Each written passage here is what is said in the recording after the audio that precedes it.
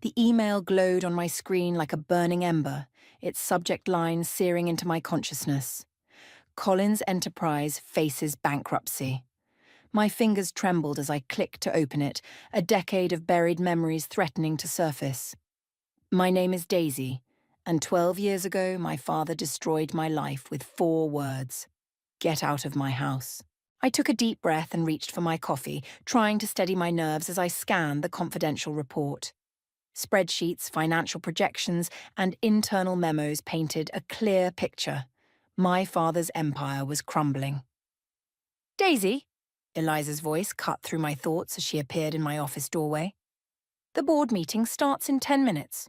Look at this, I said, turning my laptop toward her. Eliza's heels clicked against the hardwood floor as she circled my desk, her eyes widening as she read. Is this verified? 3 separate sources. I closed the laptop.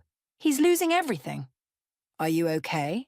Eliza's hand squeezed my shoulder. She was one of the few people who knew my whole story, who'd been there when I'd shown up at her apartment that rainy night, mascara streaking down my face. I'm fine, I lied, standing up and smoothing my skirt. It's just business. But it wasn't just business. It never had been. The memory hit me like a physical blow, standing in my father's study, watching his face contort with rage as he waved the photos in my face, photos of my mother with another man. You knew, he'd roared. You knew about the affair and you said nothing. Dad, I swear I didn't. Don't lie to me. His fist had slammed against his mahogany desk. Your mother confessed everything. You helped her hide it. My own daughter. That's not true, I'd pleaded, but he wouldn't listen. He never listened. My phone buzzed, jolting me back to the present. A text from Lionel. Did you see the news? Otto's stock is in freefall. We should head to the meeting, Eliza said softly. I nodded, gathering my things. As we walked toward the conference room, employees nodded respectfully.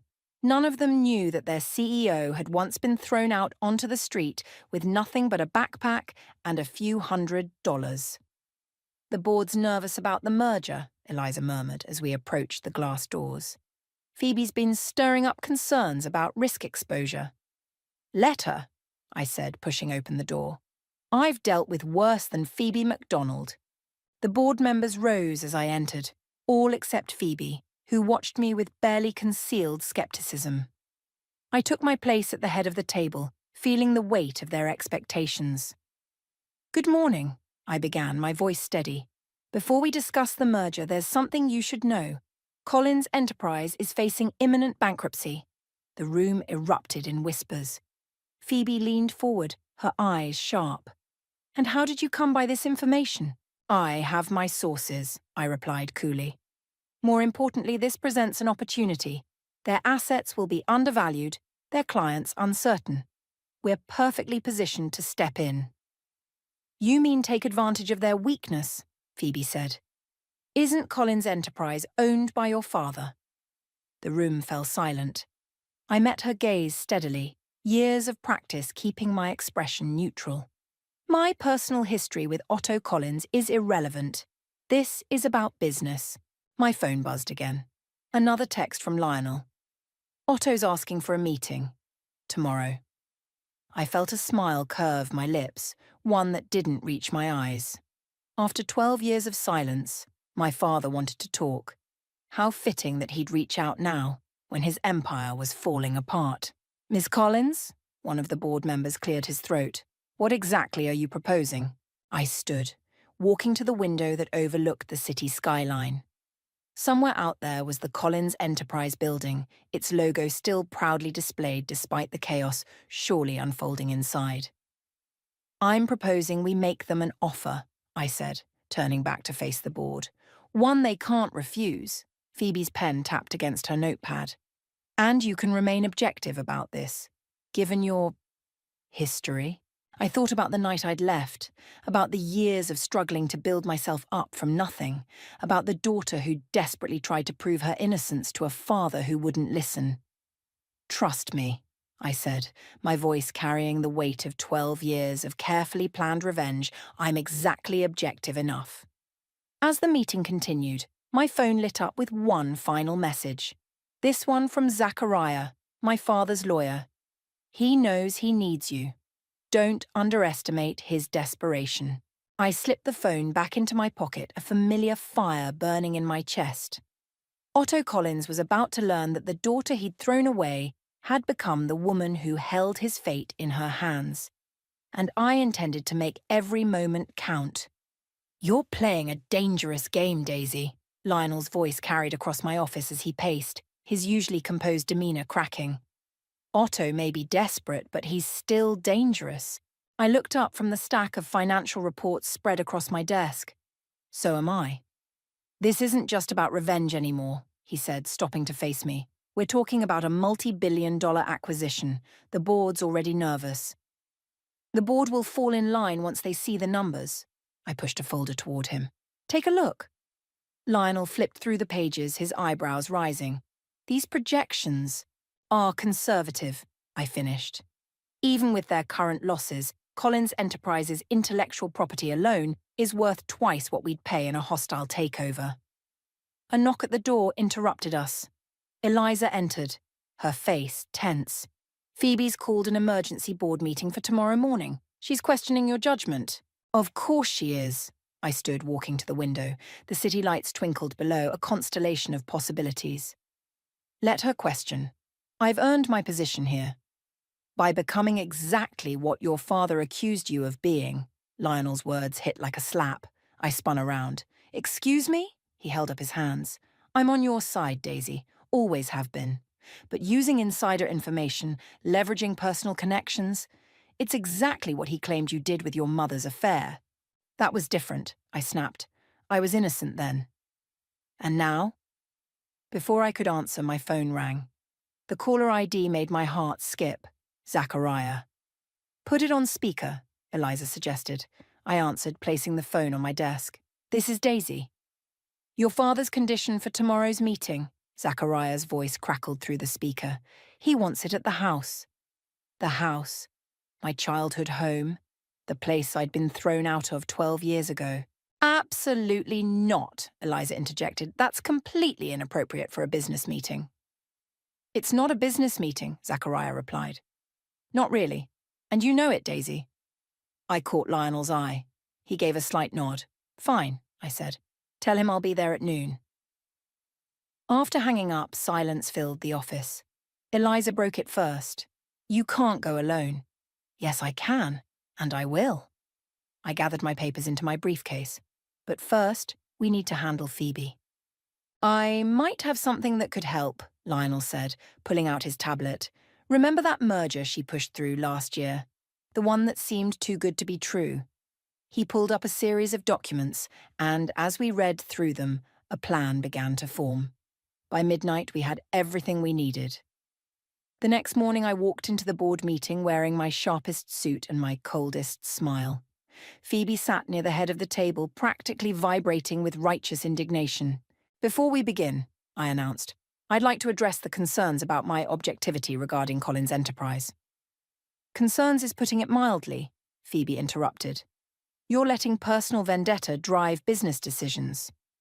I placed a folder in front of each board member. Inside, you'll find detailed financial projections for the acquisition, along with something else interesting: documentation of insider trading related to the Maxwell merger last year. Phoebe's face went white. "I believe," I continued smoothly, "the board member who orchestrated that deal should recuse themselves from questioning anyone else's judgment."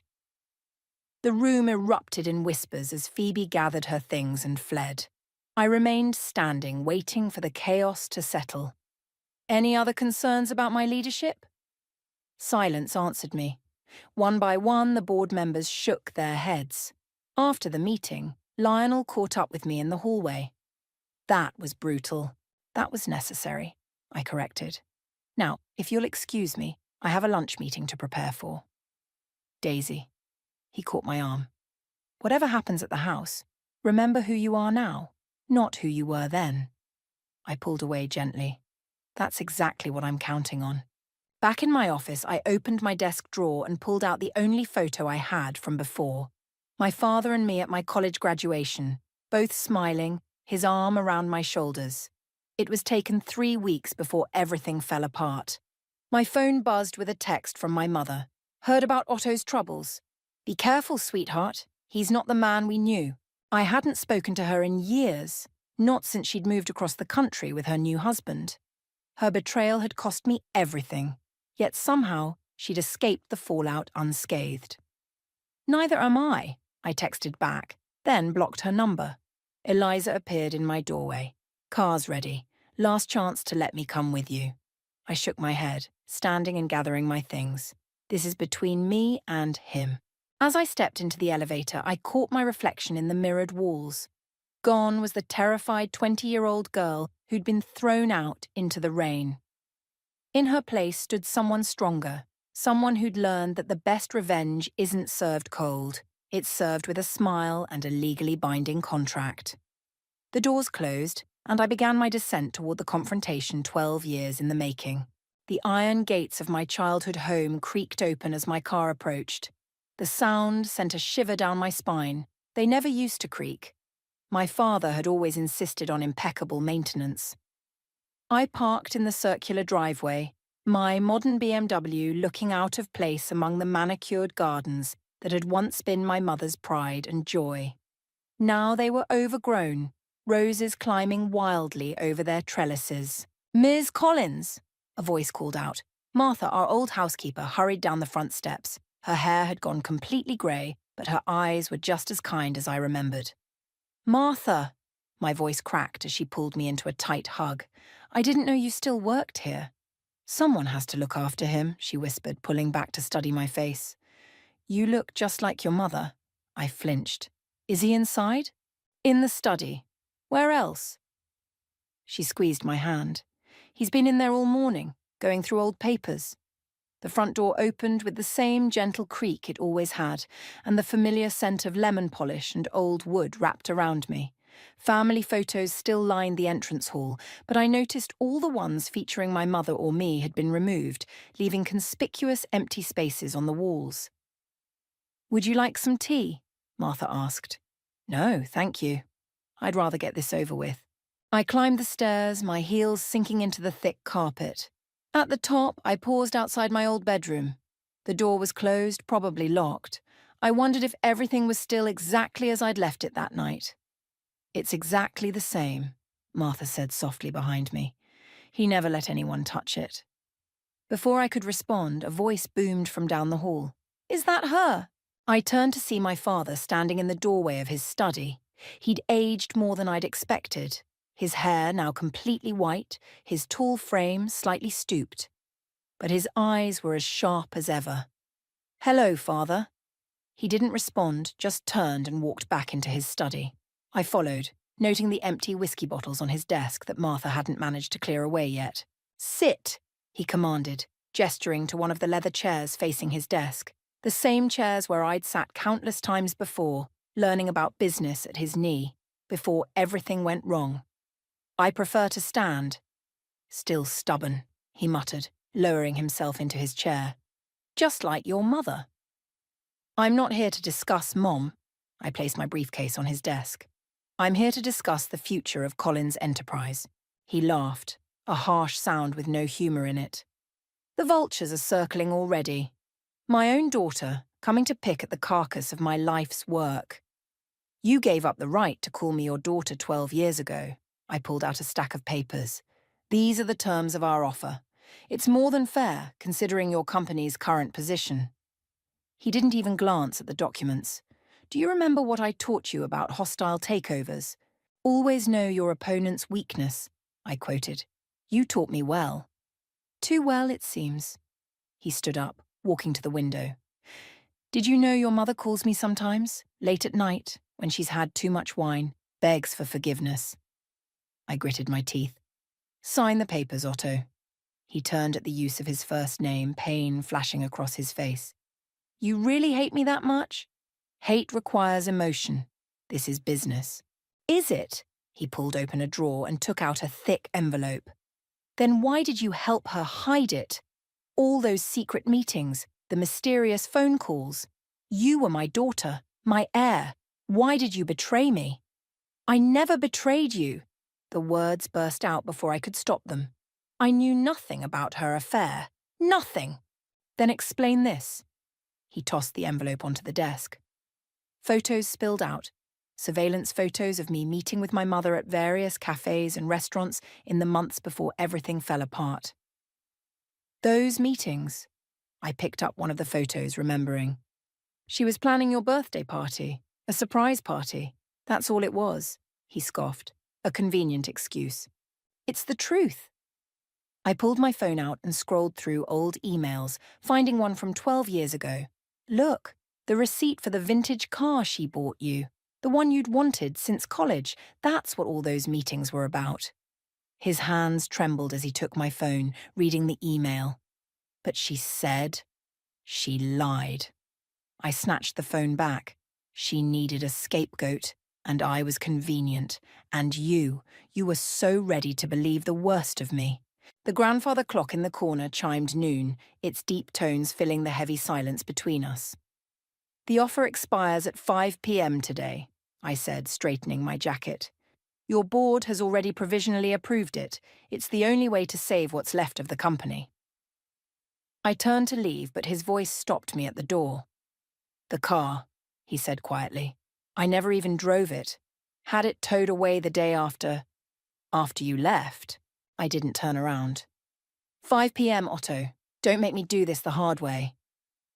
As I walked back down the stairs, Martha was waiting with tears in her eyes. You grew up strong, little one.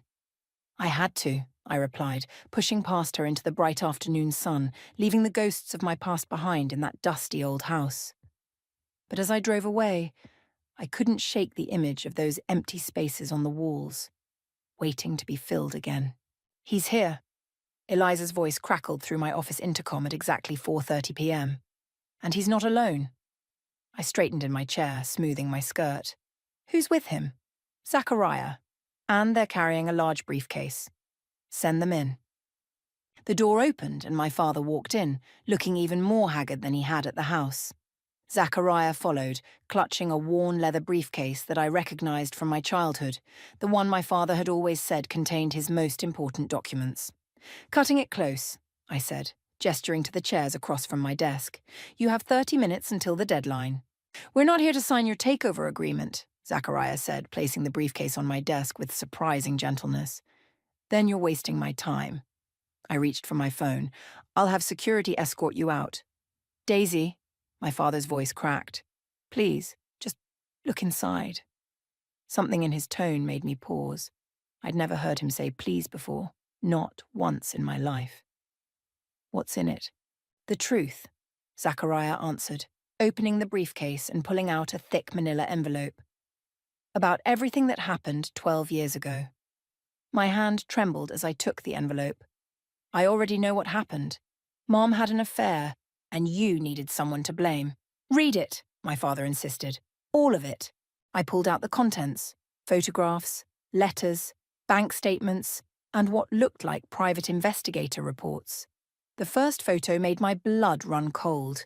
It showed my mother meeting with a man I didn't recognize, but it wasn't in a romantic setting. They were in what appeared to be an underground parking garage. Keep going, Zachariah urged. The next document was a bank statement showing regular transfers from my mother's private account to an offshore number. Large transfers. The dates aligned perfectly with her supposed affair. I don't understand, I muttered, spreading the papers across my desk. Your mother wasn't having an affair, my father said quietly. She was being blackmailed. The words hit me like a physical blow. What? The man in those photos worked for our biggest competitor at the time, Zachariah explained. He had evidence that could have destroyed your father's company, evidence of some questionable dealings from the early days. My father stood up, pacing the office. Your mother discovered it first. Instead of coming to me, she tried to handle it herself, protect me, protect the company. But you said... I shuffled through more photos, seeing my mother looking increasingly distressed in each one. I found out about the meetings, the money transfers, jumped to conclusions. He stopped at the window, staring out at the city skyline. When I confronted her, she let me believe the affair story. Said it would be better that way. Better than what? Better than the truth coming out. Zachariah pulled out another document. This would have sent your father to prison. Your mother knew that. So she sacrificed herself, I whispered. But why did you blame me? My father turned back, his eyes red. Because she convinced me you were helping her hide the affair. Said you were covering for her because you were angry at me for never being home, always working. It made sense at the time. You two were always so close, and you believed her. The words tasted bitter in my mouth. Without even asking me. I was a fool. He sank back into the chair. By the time I discovered the truth, you were gone. Your mother had moved away, and I was too proud to admit I'd been wrong. The office fell silent except for the ticking of the wall clock, 4:45 p.m. Why now? I asked finally. Why tell me this after all these years? Because, Zachariah said, your mother is back in town, and she's demanding control of her shares in Collins Enterprise. Shares she's not entitled to, my father added. Not after what she did, but with the company vulnerable. She could force a sale to our competitors, I finished, understanding dawning. The same ones who blackmailed her. Yes. My father pulled out one final document. This is a different proposal, not a hostile takeover, but a merger. Equal partnership. I stared at the paper, my carefully planned revenge crumbling around me. And what about the truth? Do we just bury it again? No. He reached into his pocket and pulled out a USB drive. Everything's here. What your mother did, what I did to you. Release it however you want. I deserve whatever comes. The clock struck 4:50 p.m. In 10 minutes, I could destroy him completely. Take everything he'd built. It was what I'd planned for 12 years. Instead, I found myself asking, does Mom know you're here? No, Zachariah answered. She's meeting with the board tomorrow morning. I picked up the merger proposal, scanning its terms. Give me your phone. My father handed it over without question. I punched in a number I'd memorized years ago but never used. Who are you calling? He asked. Martha, I replied, my voice steady. Tell her to get my old room ready. We're going to need somewhere to work late tonight if we're going to stop Mom's plan. For the first time in 12 years, I saw my father smile. A real smile, tinged with hope and regret in equal measure. The clock ticked toward 5 as we began to plan. The study looked different in the middle of the night. Shadows danced across the walls as I pored over years of financial records, my laptop casting a blue glow across the antique desk. Found something, I called out, and both my father and Zachariah hurried over. Look at these transactions, every quarter like clockwork. Shell companies, my father muttered, leaning closer, all leading back to Global Pacific Holdings, Zachariah finished, your mother's new husband's company. I sat back, rubbing my tired eyes. She planned this from the beginning. The blackmail, the fake affair, everything. It was all about getting access to Collins Enterprise. A gentle knock interrupted us. Martha entered with a fresh pot of coffee and sandwiches. You need to eat, she insisted, setting the tray down. Been at this for hours. Martha, I said suddenly, do you remember that night? When I left? She paused, her hand trembling slightly as she poured coffee. Of course, dear. Horrible night. Your mother was so calm about it all. Too calm, now that I think about it. What do you mean? Well, Martha glanced at my father apologetically. Most women who've been caught in an affair show some emotion, guilt, shame, something. But your mother, she was almost relieved. Because it worked, my father said quietly. Her plan worked perfectly. I opened another file on my laptop. Not perfectly. She didn't count on me building my own company, or on you keeping her shares locked up in trust. Speaking of which, Zachariah pulled out his phone. My contact at the SEC just confirmed it. Your mother's new husband has been quietly buying up Collins Enterprise stock through various fronts. They're just shy of a controlling interest.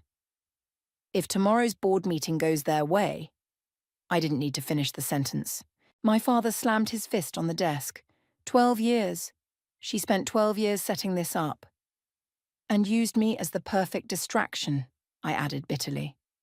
While you were busy disowning me, she was laying the groundwork. Martha touched my shoulder gently. There's something else you should know. The night you left, after you'd gone, I overheard your mother on the phone. We all turned to look at her. She was speaking to someone about phase 1 being complete. Said something about the girl being out of the way. Martha's eyes filled with tears. I should have said something sooner. It wouldn't have mattered, my father said. I was too blind to see anything then. I stood up, pacing the room. The board meeting's in 6 hours. We need proof, something concrete to show them. Wait! Zachariah started rifling through the old briefcase. There was something... Here!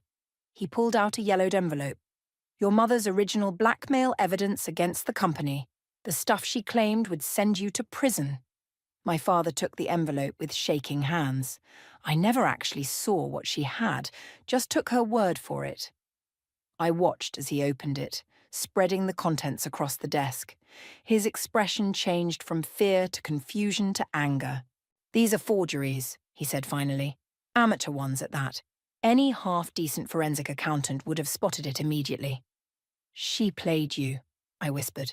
There was never any real evidence. But why go through such an elaborate scheme? Martha asked. Why not just... Because of me, I realized. I was next in line to run the company. She needed me gone, needed you broken, so when the time came, the company would be vulnerable, my father finished. And she'd swoop in with her new husband's resources to save it. Zachariah was already on his phone. I can have a forensic team here in an hour to authenticate these forgeries. If we can prove she knowingly used false documents for blackmail... No, I said, an idea forming. We need to let her play her hand. What do you mean? I pulled up my email and started typing. We're going to give her exactly what she wants. A chance to tell her story to the board. My father read over my shoulder as I wrote. You're inviting her to present first. That's risky. Trust me, I said, then caught myself remembering the last 12 years. I mean, I do, he said quietly. Trust you. Now, I hit send and turned to face them all. Martha, we'll need breakfast for 15 in the main dining room at 8 a.m. Zachariah, get those documents to your forensic team, but tell them to wait for my signal. Father, I paused. How good are your acting skills?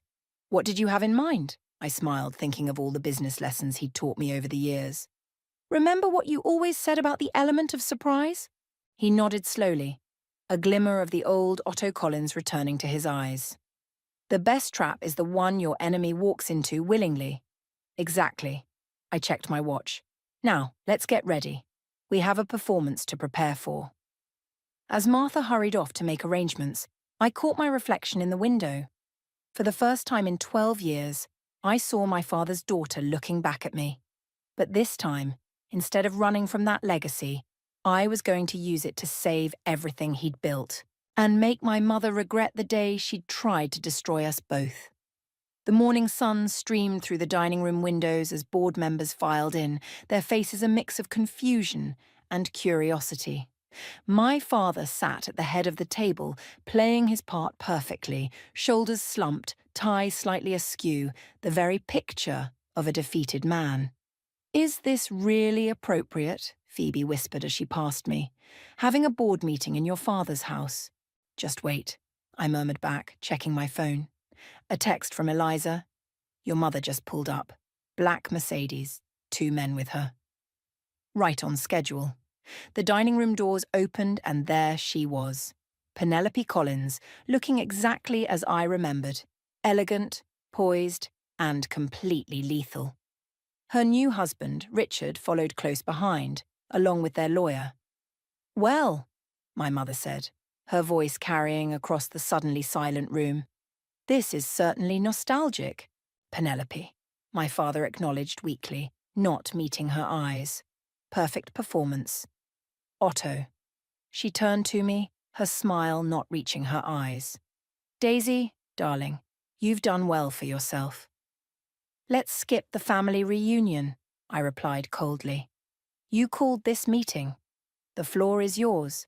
She gracefully took her position at the opposite end of the table, Richard standing supportively behind her. As you all know, I hold significant shares in Collins Enterprise. Given the company's current difficulties, I believe it's time for a change in leadership. The board members shifted uncomfortably. My father stared down at his hands. My husband's company, Global Pacific Holdings, is prepared to offer a generous bailout package, she continued smoothly. In exchange for controlling interest, of course. And what about existing shareholders? One board member asked. They'll be well compensated, Richard stepped in. We've prepared a full presentation. Before we continue, I interrupted, standing up, I have some questions about the timing of all this. My mother's smile tightened slightly. Timing? Yes. It seems convenient that you've waited until now to exercise your shareholder rights, almost as if you've been planning this for, 12 years? I don't know what you're implying, she said, but I caught the slight tremor in her hand as she reached for her water glass. Don't you? I nodded to Zachariah, who started distributing folders to everyone present. These documents tell an interesting story about blackmail, forged evidence, and a very long con. Richard leaned down to whisper something in my mother's ear, but she waved him off. Ancient history, she declared. What matters is the present and the fact that this company needs saving. Funny you should mention saving. I clicked a remote, and the dining room's hidden projector screen descended. Because I have some recent history to share as well. Security camera footage began playing, showing my mother and Richard in various meetings over the past year, with competitors, with short sellers, with people who had no business meeting a woman who claimed to be a disconnected shareholder. You've been deliberately undermining the company, I stated flatly, creating the very crisis you're now offering to solve. That's ridiculous, Richard snapped. These meetings were about orchestrating a hostile takeover, I finished. Or about completing the plan that started 12 years ago with a fake affair and a forged set of documents. My mother's composure finally cracked. You can't prove any of this. Actually, my father spoke up, his voice stronger now. We can. The SEC has been very interested in the trading patterns around our recent stock decline, particularly the short positions taken by certain shell companies registered in the Cayman Islands. The board members were openly staring now, documents spread before them, watching the drama unfold. You're bluffing, my mother said, but uncertainty had crept into her voice. I pulled out one final envelope. This is a copy of a recorded conversation between you and your blackmail target from 12 years ago. The original is already with the FBI. Would you like me to play it for everyone? She stood so quickly her chair toppled backward. This is absurd. Richard, we're leaving. Mrs. Collins, one of the board members called out. If you leave now, we'll have no choice but to vote to freeze your shares pending investigation. She froze, hand on the doorknob. For the first time, I saw real fear in her eyes. There's another option, I said quietly. Sign over your shares to the company trust. Walk away clean. No charges, no investigation. You wouldn't dare pursue charges, she hissed. It would destroy the company's reputation. Try me. I met her gaze steadily. I learned from the best after all. Isn't that what you wanted? To teach me about power and control? The room held its breath as my mother looked from me to my father, to the board members, and finally to Richard, who was already edging towards the door. The papers, she said finally, her voice hollow. Where do I sign? As Zachariah produced the documents, I caught my father's eye across the table. He gave me the smallest nod, pride and regret mingling in his expression. The mighty Penelope Collins signed away her shares with trembling hands, then fled the room without another word, leaving Richard to hurry after her like a forgotten afterthought. Well, Phoebe broke the silence, I believe we still have a merger to discuss. I smiled, sitting back down. Yes, we do. And I think you'll find our new proposal much more interesting than a hostile takeover. The morning sun continued to stream through the windows, as we began to rebuild what my mother had tried so hard to destroy. "The merger documents are ready," Zachariah announced, placing a thick stack of papers on my father's desk. The study felt different now, warmer somehow, as afternoon light filtered through the freshly cleaned windows. "Before we sign," my father said, "there's something I need to show you." He walked to the far wall and pressed a hidden panel, revealing a small safe I'd never known existed. "What are you doing?" I asked, watching as he spun the combination. "Something I should have done 12 years ago." He pulled out a leather-bound book. "This is your grandmother's diary. She made me promise to give it to you when you took over the company. But you never did." "No." He handed it to me, his hands shaking slightly. "Because it contains the truth about how I built this company, the real truth." I opened the diary, scanning the neat handwriting. "Dad, your mother wasn't entirely wrong about there being secrets," he continued. "Your grandmother, she knew everything. Kept records of every deal, every compromise, every line I crossed." Zachariah cleared his throat. "Perhaps I should step out." "No," my father said firmly. "You need to hear this too. We're merging our companies, Daisy. You deserve to know exactly what you're inheriting." I read through the pages, my heart sinking with each revelation. Questionable land deals, environmental corners cut, competitors sabotaged. The empire I'd spent years trying to take over had been built on a foundation of sand. "Why show me this now?" I asked, closing the diary. "Because I don't want to make the same mistake twice." He sat heavily in his chair. "Secrets destroyed this family once. I won't let them do it again." A knock at the door interrupted us. Eliza entered, looking concerned. "Sorry to interrupt, but there's something you both need to see." She turned on the study's television. A news anchor was mid-sentence.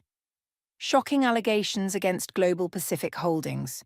Sources claim the company has been involved in systematic market manipulation." "Mother's revenge," I muttered. "She's taking Richard down with her." "Not just him," Eliza said. "They're naming names. Lots of them, including some of our major shareholders." My father stood up. "This could tank both companies before we even complete the merger. Unless—" I picked up my grandmother's diary. "Unless we get ahead of it." "What are you suggesting?" "Full disclosure." I met his eyes. "Everything. The old secrets, the recent manipulation, all of it. But we control the narrative." "That's corporate suicide," Zachariah protested. "No," my father said slowly. "It's brilliant. We paint it as a generational transformation. The old guard giving way to new leadership, new values." I nodded. "We take the hit now, on our terms, rather than death by 1,000 cuts, as these revelations leak out." "The stock will plummet," Eliza warned. "Let it," I said. "We've got enough liquid assets between both companies to weather the storm. And when it's over, we'll be the only ones left standing," my father finished, "because we chose to fall first." The next hour was a blur of activity. Lawyers were called, press releases drafted, statements prepared. Through it all, my father and I worked side by side, finishing each other's sentences like we used to when I was young. "There's one more thing," he said as we finished the final draft. "The house. I want you to have it." I looked up, surprised. "What?" "Not as a peace offering or manipulation," he added quickly, "but because it's where you belong, where we belong." "I have my own place," I started to say, but Martha chose that moment to appear with coffee. "Oh, good," she said, setting down the tray. "You're finally talking about the house. I've kept your room ready all these years, you know." "Martha, don't argue with me, young lady. This house has been too empty for too long." She gave me a stern look that transported me right back to childhood. "Besides, someone needs to make sure you both actually eat proper meals while you're saving the company." A laugh bubbled up from somewhere deep inside me, surprising us all. Soon my father joined in, then Eliza and Zachariah, even Martha. The tension of the day dissolved in that moment of shared mirth. "Okay," I said finally, wiping my eyes. "Okay, I'll think about it." "Good," my father picked up his pen. Now, shall we sign these merger documents before the press conference? I reached for my own pen, then paused. One condition. Name it. We keep grandmother's diary in the company archives, available to any employee who wants to read it. He didn't hesitate. Agreed. As we signed our names, I thought about the girl I'd been 12 years ago running out into the rain. She'd wanted revenge, wanted to destroy everything her father had built. Instead, I was helping to rebuild it, stronger and more honest than before. Ready? Eliza asked, checking her watch. The press is gathering downstairs. I stood, straightening my jacket. Ready. My father moved to my side, and together we walked toward the study door, toward whatever storm was coming. Behind us, Martha began humming as she cleared away the coffee cups, a sound as familiar as the house itself. We were ready to face the truth, whatever the cost. The morning headlines screamed across every business publication. Collins Enterprises and rival merge, CEO reveals decades of corporate secrets. I set my coffee mug on my old bedroom desk, now converted into a home office, and opened my laptop to check the stock prices. Don't, Eliza called from the doorway. Give it at least a week before you start obsessing over numbers. Too late, I replied, turning the screen to show her. We're down 40%. Exactly as predicted. She sat on the edge of my desk. The shareholders who jumped ship are exactly the ones we wanted to lose. My phone buzzed. A message from Lionel. Just got out of the board meeting. Everyone's on board with the transparency initiative, even Phoebe. A knock at the door interrupted my reply. My father stood there, looking more relaxed than I'd seen him in years, despite the chaos swirling around us. The SEC called, he said. They're formally investigating Global Pacific Holdings. Your mother and Richard have apparently left the country. Running won't help them, Eliza noted. Not with the evidence we provided. No, I agreed. It won't. I closed my laptop decisively. But that's not our problem anymore. Martha's voice echoed up the stairs. Breakfast is ready, and the newspaper wants to know if you're available for an interview. We headed downstairs to find the dining room table covered with papers, laptops, and Martha's infamous breakfast spread. Zachariah was already there, typing furiously on his phone. The small shareholders are organizing, he reported. They want to know if we'll protect their interests during the stock decline. Show them the stabilization plan, my father said, reaching for the coffee pot. Full transparency, remember? I grabbed a piece of toast and pulled up our presentation. We should live stream the next shareholders' meeting. Let everyone see how we're handling this. Speaking of handling things, Eliza interjected, have you seen the employee messages? She handed me her tablet. The company forum was flooded with responses to our revelation of the corporate secrets. But instead of the outrage we'd expected, most expressed appreciation for the honesty. They're calling it a new era of corporate responsibility, my father read over my shoulder. Never thought I'd see the day. Well, Martha said, refilling coffee cups, truth has a way of setting things right. A new message popped up on my phone. From my mother's private number. You've destroyed everything we worked for. I hope you're happy. I showed it to my father. He took the phone, typed a quick response, and handed it back. I read what he'd written. No, we're building something better. Goodbye, Penelope. Perfect, I said, hitting send and blocking the number. Zachariah cleared his throat. The press is asking about the family angle. They want to know how you two reconciled. Tell them the truth, my father said, surprising me. Tell them it took losing everything to realize what really mattered. And what's that? I asked softly. He met my eyes across the table. Trust. The kind that has to be earned, not demanded. Martha sniffled quietly in the corner, pretending to be very interested in arranging pastries. The market's about to open, Eliza reminded us. Ready to face whatever comes next? I looked around the table, at Eliza's unwavering support, Zachariah's steady competence, Martha's maternal presence, and my father's newfound humility. This was what winning really looked like. Not destroying an enemy, but building something worth protecting. Actually, I said, standing up, I think we should go to the office. Show everyone we're not hiding. Good idea, my father agreed. But first, He walked to the study and returned with grandmother's diary. This belongs in the lobby display case, where everyone can see it. Along with today's papers, I added. Show them how far we've come. As we gathered our things to leave, Martha caught my arm. You're staying for dinner tonight, yes? Both of you? I glanced at my father, who nodded. Wouldn't miss it, I said. Outside, the morning sun painted the garden in shades of gold. The roses my mother had planted were still there, but now they grew alongside new varieties. Ones Martha had chosen, wild and colourful and free. Ready? My father asked, keys in hand. 1 second. I pulled out my phone and deleted the old photo of my college graduation, the last picture of our fractured family.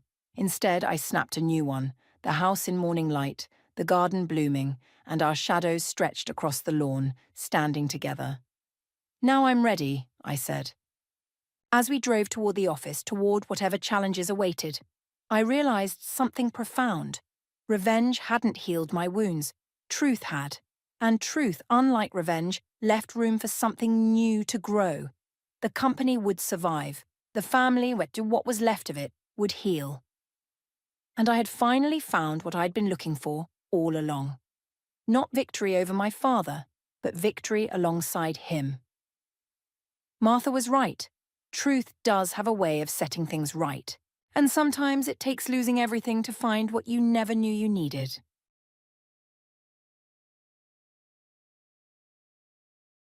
Eleanor Walker pulled back the curtain by the window and watched as the early morning light filled the room. The sunlight gently poured over the worn furniture, illuminating the small computer desk used by her 12-year-old son Oliver. She glanced at the clock and headed toward the kitchen with a deep sigh. Oliver, time to get up. Today's an important day. As Eleanor prepared pancakes for breakfast, she thought about her son sleeping soundly. Since losing her husband to a sudden heart attack 3 years ago, she had desperately protected their small family of 2.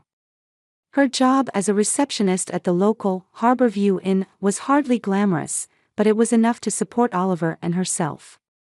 As she poured the pancake batter onto the griddle, Eleanor thought about the upcoming family trip. Last month at the family gathering, her sister Vivian had proudly announced that she had arranged tickets for the whole family for a Caribbean cruise. Eleanor had initially planned to decline for financial reasons. However, seeing Oliver's eyes shine with hope, her heart wavered. "Mom, are we really going on a ship? A big ship?" Oliver had asked excitedly. Though he loved computer games, he also yearned for real adventures. So she had applied for a week off work, something she rarely did, and dipped into her meager savings to buy new clothes for both of them. It was special preparation for a special trip. "Mom, something smells good." Oliver appeared in the kitchen in his pajamas.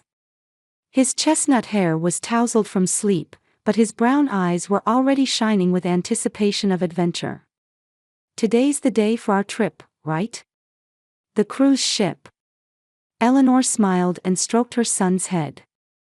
"That's right. But first, eat your pancakes. Then we'll do a final check of our luggage." While cleaning up after breakfast, Eleanor thought about her sister Vivian. Though they looked similar, they had walked completely different paths in both personality and life. While Eleanor had warm brown hair and a simple beauty, Vivian was always perfectly styled with the latest hairdo and makeup. Vivian Rogers was successful as a manager of a local major bank. Her husband Bradley was an ambitious real estate agent, and the two lived in a luxurious home in an upscale neighborhood, projecting the image of a perfect family with their 10-year-old son Tristan. To Eleanor, her sister's family life seemed filled with a facade of happiness. Their parents, Martha and William Walker, had always taken pride in Vivian's success. "Look at your sister. See how hard she's worked," was Mother Martha's favorite saying. Martha continuously criticized Eleanor's life choices, while Father William simply followed his wife's opinions in silence. "Uncle Bradley is really boring," Oliver suddenly said. All he ever talks about is the real estate market. Eleanor couldn't help but smile. Oliver, you shouldn't speak ill of people, she said, though in her heart she agreed with her son's keen observation. But Tristan is even worse, Oliver continued. He won't let me touch his gaming console, and he's always saying, "My dad is so rich." Eleanor said as she zipped up their luggage, "Everyone is raised differently. But let's have a good time on this trip. This will be a special adventure." She prayed in her heart that this trip would create good memories for the two of them. The week on the cruise ship would be an opportunity to escape their daily struggles and show Oliver a new world. "Ready?" Eleanor asked Oliver. Oliver nodded energetically and slung his small backpack over his shoulder. "All set. Let's go on a boat adventure." Eleanor checked the house keys one last time and called a taxi. She had secretly slipped just one cookbook into her suitcase, a collection of Italian recipes. She had once dreamed of attending culinary school, but life had led her down a different path. Still, her passion for cooking had never disappeared. When the taxi arrived, Eleanor and Oliver took their first step toward a new adventure, their hearts filled with anticipation. When the taxi arrived at the port, Eleanor gasped. The Royal Sapphire, before her eyes, was more magnificent than she had imagined. The grand cruise ship, with its pure white hull accented by blue lines, gleamed in the morning sun. The vessel, over a dozen stories tall, had countless windows and balconies arranged neatly, and what looked like a pool was visible on the top deck. "Look! That's our ship." Oliver pointed excitedly. His eyes sparkled with surprise and expectation. Eleanor smiled as she arranged their luggage. She had stayed up late the night before, fixing her hair and ironing her only dress which she had bought years ago. It was simple, but it was special to her. "Eleanor. Over here." Vivian's voice echoed from one corner of the port. Eleanor turned to find her sister's family and her parents gathered there, surrounded by a mountain of large luggage. "Good morning," Eleanor greeted quietly. Vivian wore designer sunglasses and was dressed in the latest branded clothes. Beside her stood her husband Bradley, who looked irritated as he checked his expensive smartwatch. Their son Tristan was engrossed in his new gaming device. "Finally, you're here. We've all been waiting ages." Vivian's tone was contemptuous. "Good morning," Father William said in a soft voice. "Oliver, how are you?" Oliver smiled at his grandfather, but then Mother Martha spoke up. "You came in that outfit. Didn't you have anything better?" Eleanor took a slight breath and answered with a maintained smile. "This is my best, Mom." "Well, never mind," Vivian interrupted. "It's time to check in. Bradley, have the porter take the luggage." They stood in a long line and eventually reached the check-in counter. A ship staff member in a shining uniform greeted them. "The Rogers Walker party?" the staff said brightly. "Yes," Vivian answered proudly, pulling out passports for everyone. "We've reserved the grand suite." She completed the check-in and received 2 sets of boarding tickets. Then suddenly, she turned to Eleanor. "Here are the tickets for you and Oliver." What she handed over were clearly different tickets from those for the Royal Sapphire. On simple paper, it read, "Atlantic Trader." "What is this?" Eleanor asked in confusion. "Oh, didn't I explain?" Vivian gave a malicious smile. "You and Oliver will be traveling on a cargo ship. It follows the same route, so we can meet at each port." Eleanor was speechless. Oliver looked up at her with a confused expression. "But, why?" Eleanor finally managed to say. "Did you really think you'd be on the cruise ship?" Martha laughed. "You don't have that kind of money." Vivian sneered. "The cargo ship suits you better. We're just taking a journey appropriate to our social status." Bradley pretended to be indifferent while looking at his smartphone, but a small smile played on his lips. Tristan, out of curiosity, pointed to the gray cargo ship docked on the other side of the harbor. "Mom, that ship smells," he said dramatically, pinching his nose. Eleanor felt a pain in her chest. The savings she had set aside for Oliver, the new clothes, and above all, his expectations, would it all be for nothing? She couldn't say anything and just stared at the tickets. "Looks like you'll have to take your luggage over there yourself," Vivian said, stroking her own luxury suitcase lovingly. "The porters only work for the Royal Sapphire." "Come on, let's go," Martha said. "Our departure time is approaching." William sent Eleanor an apologetic glance but said nothing and followed his wife. They boarded the special bus heading for the luxury cruise ship. "Let's go," Bradley said coldly. "Don't feel down. A ship is a ship, even if it's a cargo vessel." He added mockingly, "Besides, you must be used to hardship, aren't you?" Eleanor bit her lip and held back tears. She couldn't show weakness in front of Oliver. She took a deep breath and put the tickets in her bag. "See you at the port," Vivian said, waving. Tristan, absorbed in his new gaming device, didn't even say goodbye. After her parents and Vivian's family boarded the bus heading to the cruise ship, Eleanor and Oliver were left alone at the port. Eleanor put her arm around Oliver's shoulders and looked into his eyes. Disappointment was visible in them. "I'm sorry," Eleanor began, but Oliver shook his head. "It's okay, Mom," he said in a small voice. "It'll be an adventure for just the two of us." Eleanor was surprised by her son's strength and felt a rush of gratitude. The two quietly picked up their luggage and headed toward the pier where the cargo ship, Atlantic Trader, was docked. The ship was indeed plain compared to the Royal Sapphire. Its gray hull with visible rust here and there lacked the glamour of a cruise ship. However, to Eleanor, it somehow felt more honest. This ship existed for practical purposes, not for show.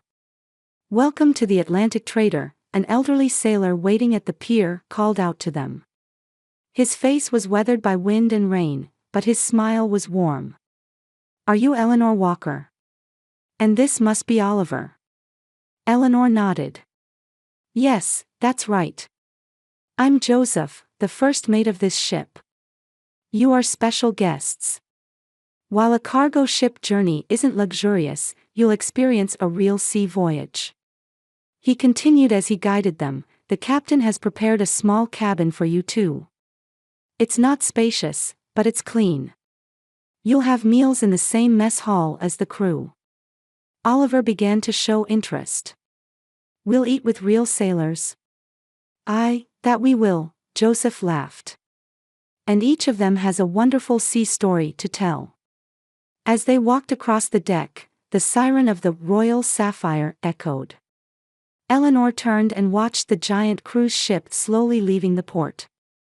She wondered if Vivian's family and her parents were somewhere on those decks. They might be celebrating with champagne in their luxurious suite right now. "Look! Dolphins!" Eleanor snapped back to reality at Oliver's voice and looked in the direction he was pointing. Indeed, a pod of dolphins could be seen in the distant waves. They were jumping gracefully, swimming freely in the sea. Eleanor smiled quietly. This journey was different from what she had imagined. But looking at the sparkle in Oliver's eyes, she felt it might not be so bad after all. She took her son's hand and walked deeper into the Atlantic Trader. "This is your cabin." When first mate Joseph opened the door, a small room appeared before Eleanor and Oliver. A bunk bed, a small desk, a narrow washroom, and one porthole. It couldn't be compared to a suite on a cruise ship, but at least it was clean and tidy. "It's small," Eleanor said honestly. "Standard size for a cargo ship cabin," Joseph shrugged. "But the view from here lets you feel the sea more than from a balcony on a high deck. The sound of the waves, the smell of the tide, everything is real." Oliver immediately jumped onto the top bunk. "I want this one." Look, Mom, you can see the ocean from the window. Joseph checked his watch and said, dinner is at 6 p.m. in the mess hall. Go right down the corridor and up the stairs. Well then, make yourselves comfortable. When the door closed, Eleanor sat on the bed and let out a deep sigh. Oliver was looking out the window. Are you okay? He turned and asked. Eleanor tried to smile, but tears welled up. I'm sorry. I wanted to give you a better vacation. Oliver sat next to his mother and took her hand. But this is an adventure. None of my friends at school have ever been on a cargo ship. I get to have a special experience. Eleanor was surprised by her son's wisdom and hugged him. You're a wonderful child. That night, they ate dinner in the mess hall with the crew. The food laid out on the long table was simple but plentiful. However, Eleanor frowned after one bite. The soup was too salty, and the pasta was overcooked. Not good? Oliver asked in a low voice. Well, it's ship food, Eleanor answered with a smile, but in her heart, she wondered why such simple dishes were so poorly prepared. The next day, Oliver was absorbed in exploring the ship. With the captain's permission, he visited the bridge and learned about the ship's engines from the engineer. Eleanor was relieved to see her son enjoying himself, though she felt lonely during her time alone. On the morning of the third day, Eleanor found an old cookbook in the ship's library. It was about Mediterranean home cooking, and she became engrossed in reading it. That evening, when another bland meal was served, she made up her mind. After dinner, she carefully wrote a note on the back of a napkin. To the chef. Thank you. If I may suggest, the pasta might be better if cooked 2 minutes less, and the sauce could use some fresh herbs. Also, half the salt would be enough for the soup. She gave the note to a crew member and asked him to deliver it to the chef. The next morning, as Eleanor was combing her hair in the cabin, there was a knock at the door. When she opened it, a middle-aged man with a sturdy build stood there. He wore a white chef's uniform and had his arms crossed. His black hair was streaked with white, and his dark brown eyes regarded her sternly. Are you the one who criticized my cooking? His English, with an Italian accent, contained anger. Eleanor flinched for a moment but quickly straightened her back. Not criticism, a suggestion. For 20 years, I have cooked as a professional. And now I need to be taught by an amateur. Eleanor took a deep breath. I didn't mean to be disrespectful. But that pasta was clearly overcooked by 3 minutes. The basics of al dente. Al dente. The man raised an eyebrow. Do you know about Italian cuisine? It's a hobby, Eleanor answered. I love Italian food, especially home cooking from Tuscany and Sicily. The man's expression softened. Sicily is my homeland. My name is Marco Luciano. I am the chef of this ship. Eleanor Walker, she smiled. I apologize if I offended you. Marco thought for a moment, then said, no, perhaps you were right. Lately, I may have lost my passion. Do you cook?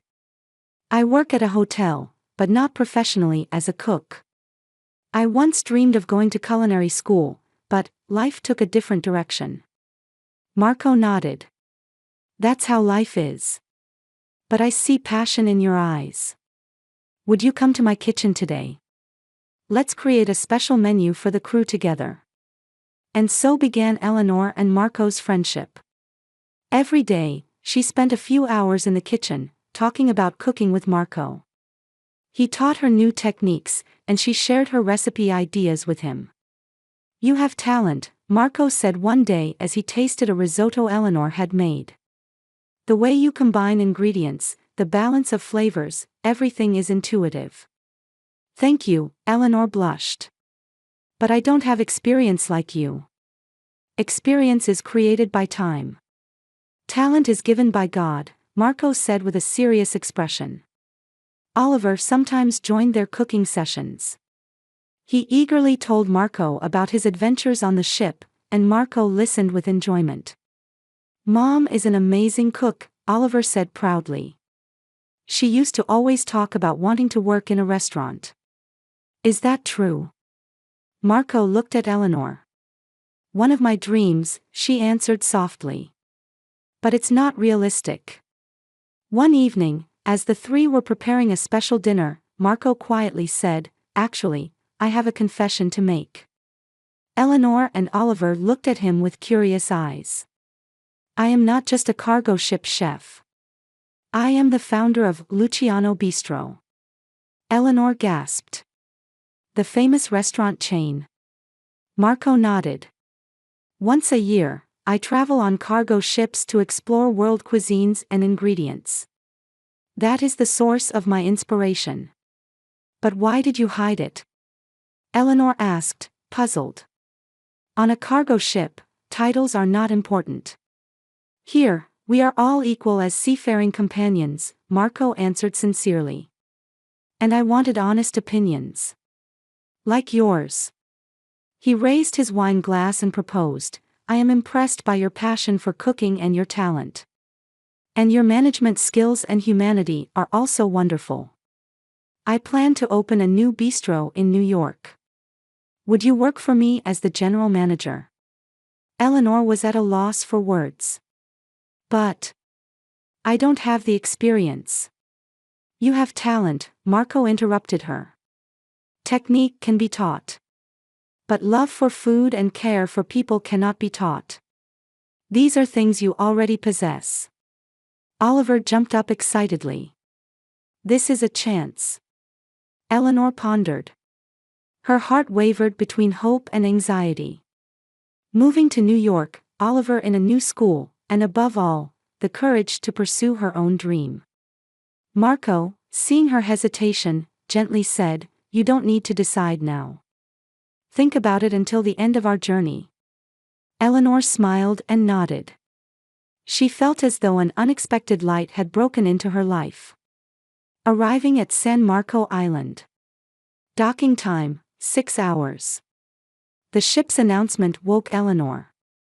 She got up from bed and looked out the porthole. She could see a beautiful island surrounded by emerald green sea.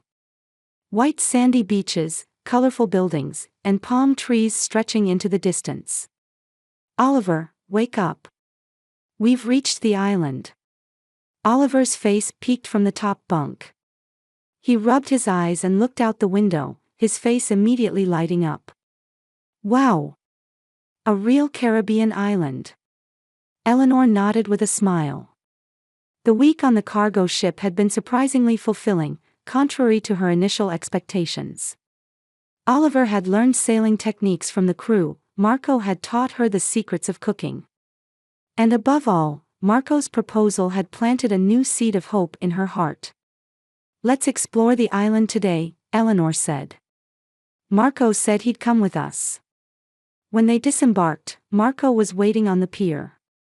Instead of his usual chef's uniform, he wore casual linen shirt and pants. With sunglasses on, he looked more like a successful businessman than a chef. "Good morning, it's a beautiful day," Marco warmly greeted the two. "This island has wonderful markets and beaches. Let's try the local cuisine as well." The three began walking toward the center of the island.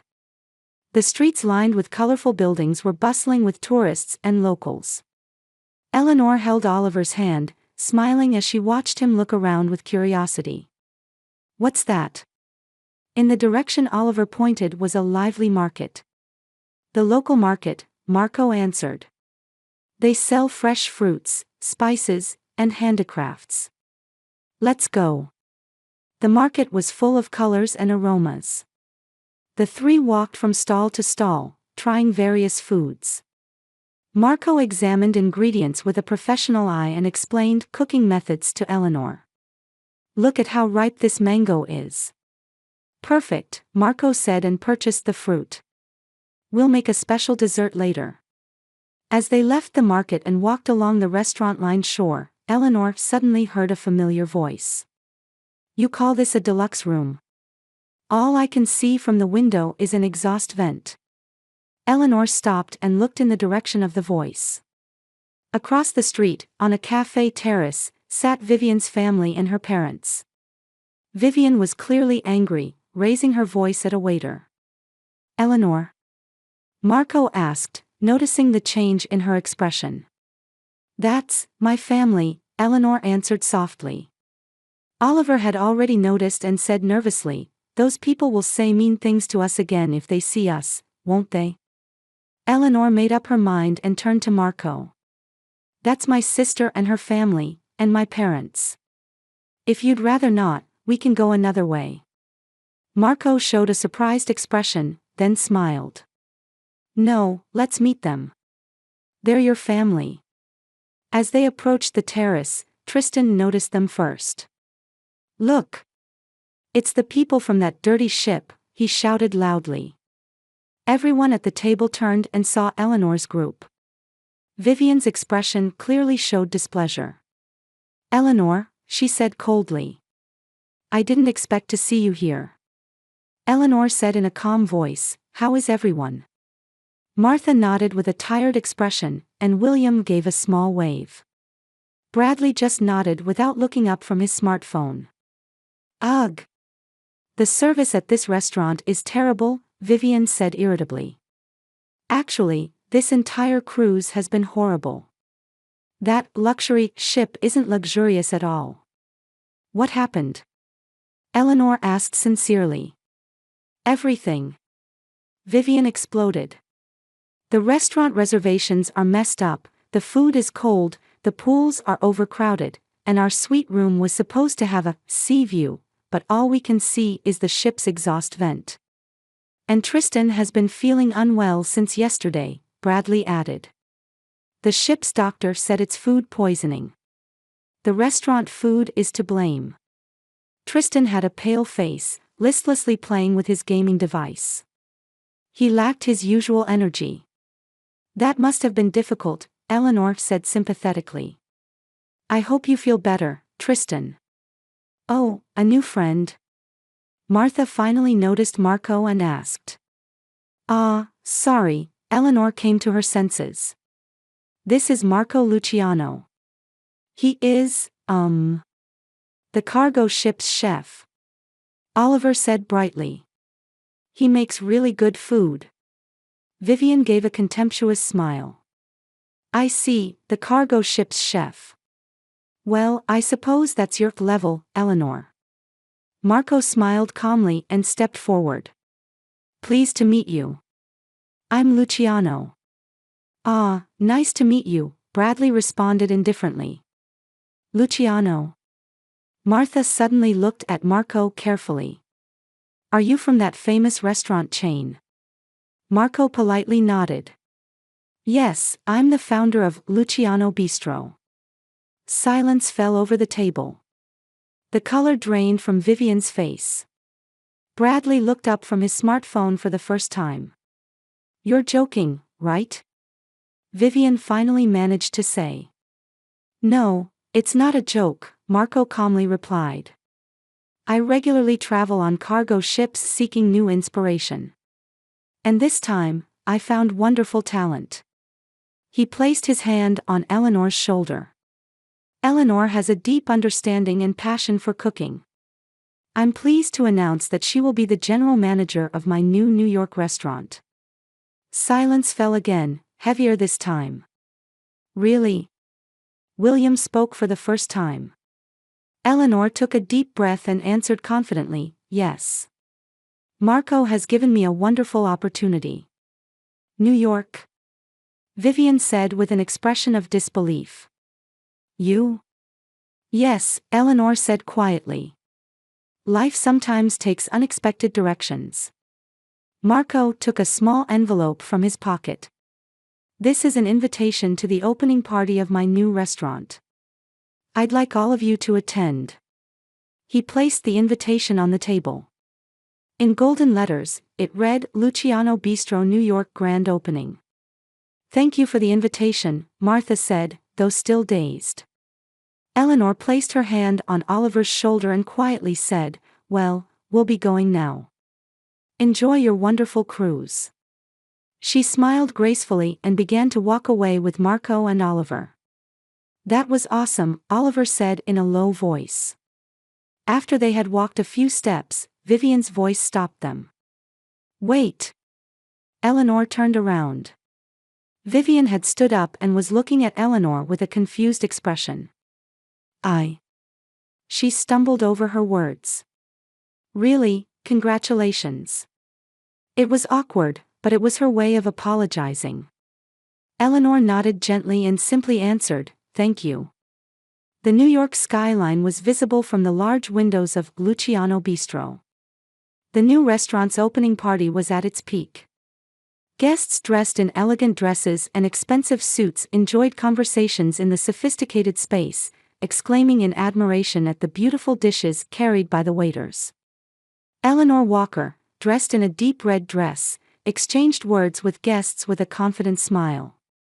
Her life had changed incredibly since the cargo ship journey 6 months ago.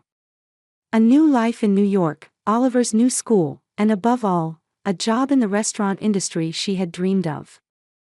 Everything had become reality. "Eleanor, the food critic Mr. Johnson would like to meet you," Marco said, gently touching her shoulder. "Thank you, I'll be right there," she answered with a smile. In the corner of the venue, Oliver was talking with children his age. He had quickly adapted to the new environment, started attending a good school, and made new friends.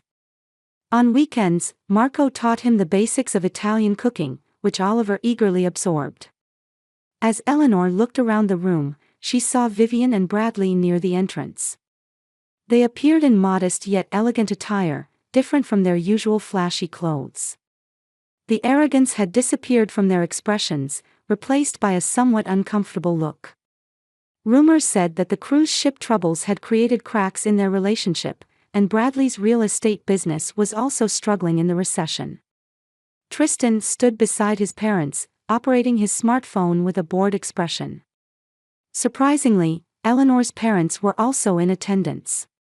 Father William watched his daughter's successful figure with pride, and Mother Martha had clearly softened her attitude. "Eleanor." As she turned, Martha approached her. "Thank you for coming," Eleanor smiled. "It's a wonderful party," Martha said. After hesitating for a moment, she continued, "I'm proud of you." Those were the first words of honest praise Martha had ever given Eleanor. Eleanor was moved and gently squeezed her mother's hand. "It's time for the dessert," Marco called to Eleanor. Eleanor nodded and went to the kitchen with Marco. The two brought out a special dessert, Caribbean Memories, and received warm applause from the gathered guests. "Ladies and gentlemen, thank you for coming today," Marco said, raising his glass. The success of this new restaurant would not have been possible without the passion and dedication of one talented woman. A toast to Eleanor Walker. Cheers, voices echoed throughout the room. Eleanor greeted the guests with a happy smile, finally finding Vivian. Looking into her eyes, Eleanor quietly said, "Sometimes, the most wonderful journeys in life begin by boarding an unexpected ship." That night, under the New York starry sky, gentle snow began to fall outside the window, as if blessing the beginning of a new life journey.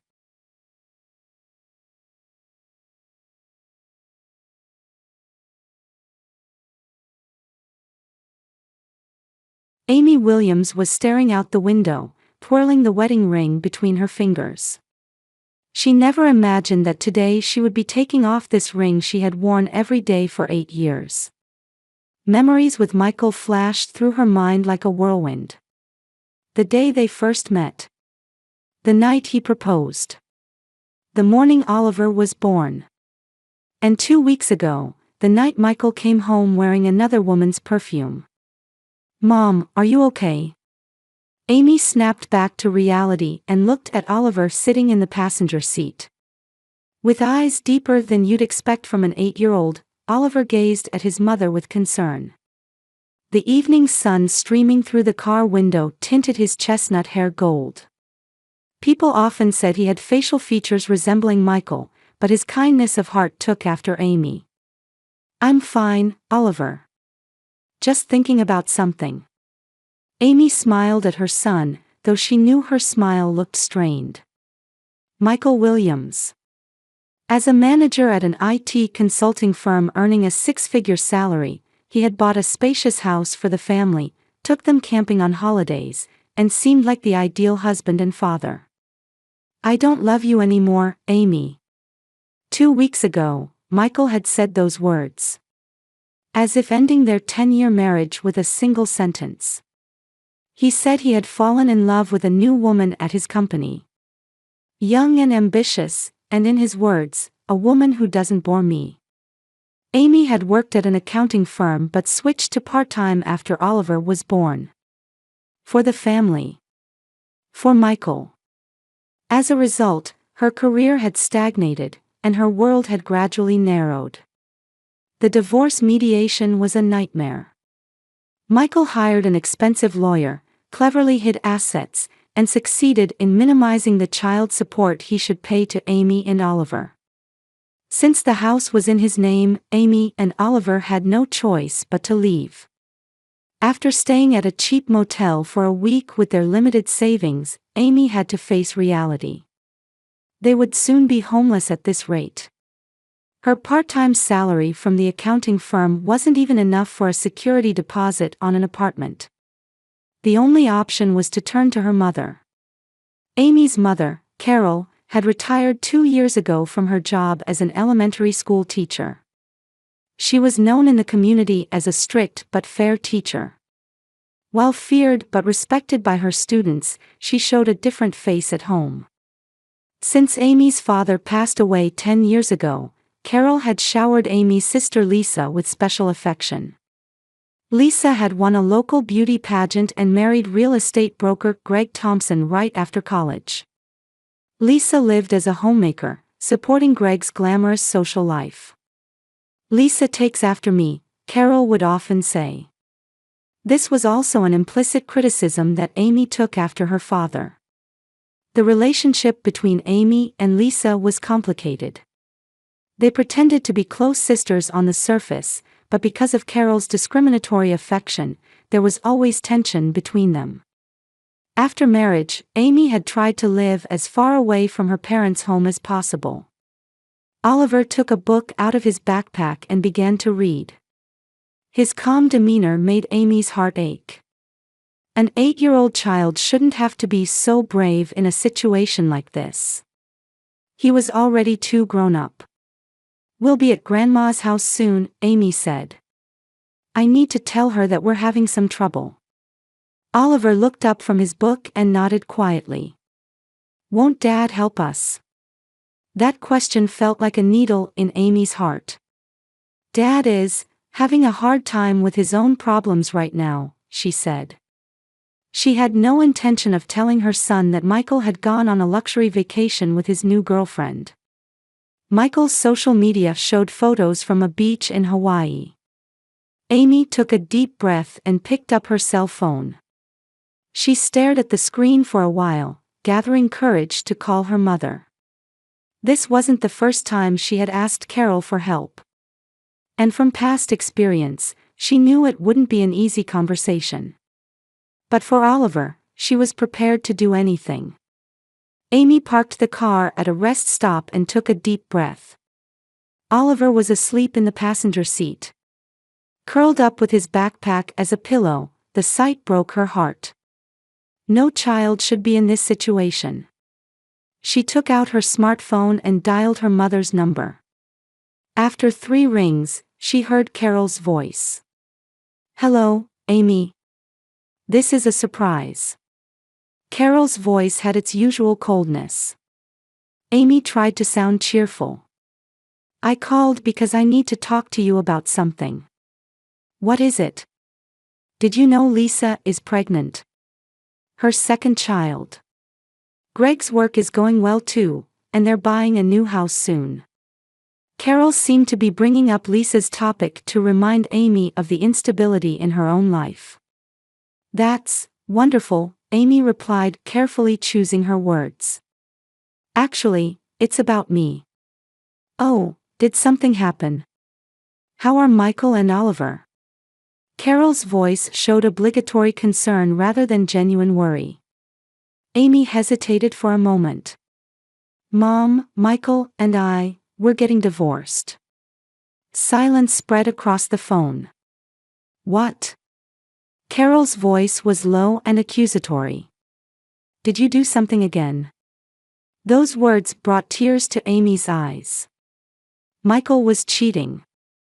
He told me to get out. The house is in his name.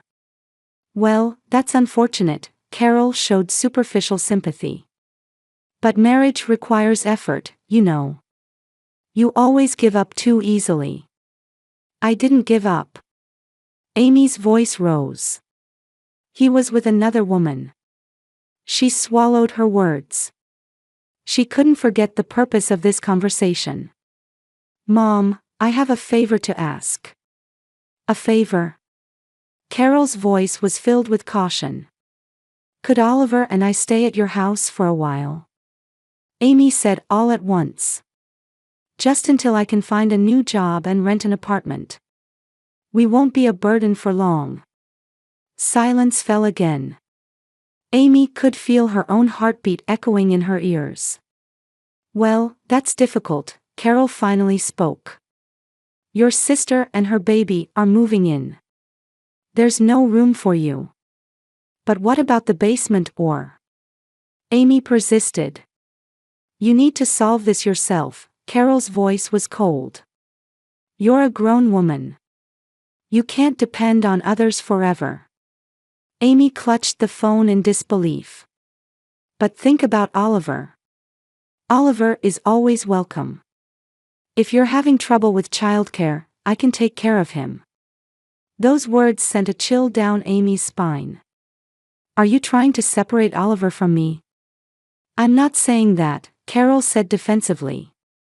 I'm just offering a practical solution. Oliver is my son. Amy's voice trembled. We stay together. Well, if that's what you want, Carol sighed. But if you refuse my offer, you'll have to manage on your own. Hot tears rolled down Amy's cheeks. I understand, her voice was barely audible. Thank you, Mom. Goodbye. She ended the call and rested her forehead on the steering wheel, starting to cry quietly. Years of pent-up emotions were now flowing out like a broken dam. Mom? At Oliver's small voice, Amy hurriedly wiped away her tears. I'm sorry, did I wake you up? Are we going to Grandma's house? Oliver looked at Amy with innocent eyes. Amy took a deep breath, trying to be a strong mother. No, honey. We'll be sleeping somewhere else tonight. Oliver was silent for a while. Grandma won't help us. The simplicity and sharpness of that question pained Amy's heart. She didn't want to lie to her son. Grandma seems to have her hands full right now. Oliver stared at Amy, and then suddenly grabbed her hand with his small one. It's okay, Mom. Let's do our best together. Those words made Amy feel tears welling up again. An 8-year-old child shouldn't have to be this strong.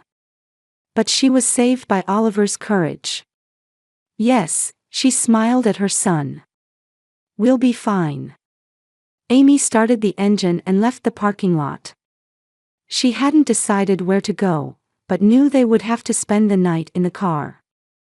They parked the car in a quiet parking lot at the edge of town. Amy made a makeshift bed for Oliver in the back seat.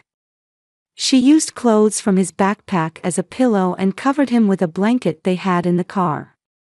Is it safe here? Oliver looked anxiously out the window. It's fine, Amy answered brightly. I'm with you. It's like camping, isn't it? Oliver nodded slightly, but couldn't hide the anxiety on his face. Does Dad know where we are? Amy caught her breath. No, not right now. But I'll contact Dad tomorrow. She said this, but she doubted Michael would care about their situation. Oliver took a small origami crane from his pocket. "Dad made this for me. He said it brings happiness."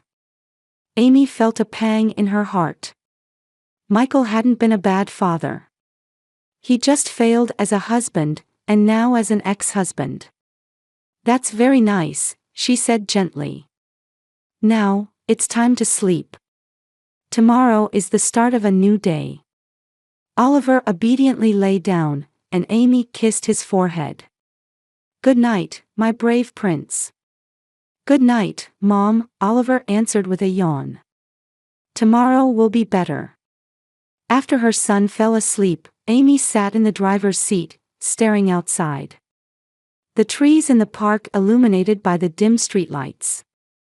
The sound of cars in the distance. And the anxiety and fear spreading in her heart.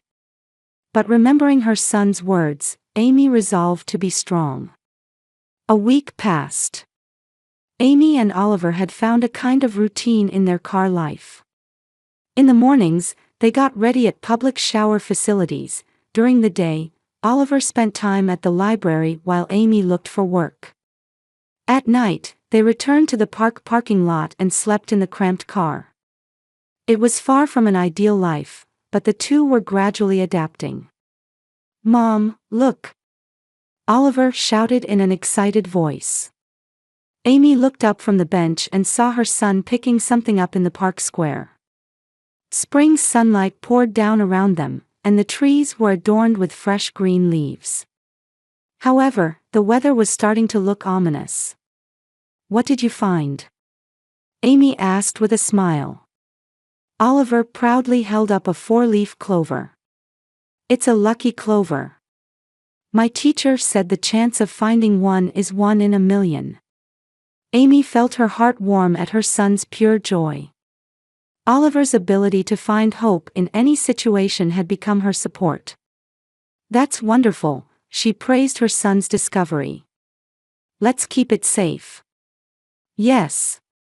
Oliver carefully placed the small plant between the pages of his book. "This will bring us good luck." Just then, a sudden thunder shook the air. Amy looked up at the sky and noticed the rapidly approaching black clouds. "Oliver, hurry. Rain is coming." As they began to gather their belongings, the first large raindrops fell. In an instant, it turned into a heavy downpour. Amy spread her jacket over Oliver's head, and they started running toward the car. But it was too late. By the time they reached the car, they were both soaked to their shoes. "I'm sorry, honey," Amy apologized as she wiped her son's wet hair. "The towels are." "It's okay, Mom," Oliver showed a smile despite shivering. "This is part of the adventure. Heroes sometimes get wet in the rain." His positive attitude both moved Amy and made her heart ache. A child shouldn't have to be this strong. But Oliver's courage supported her.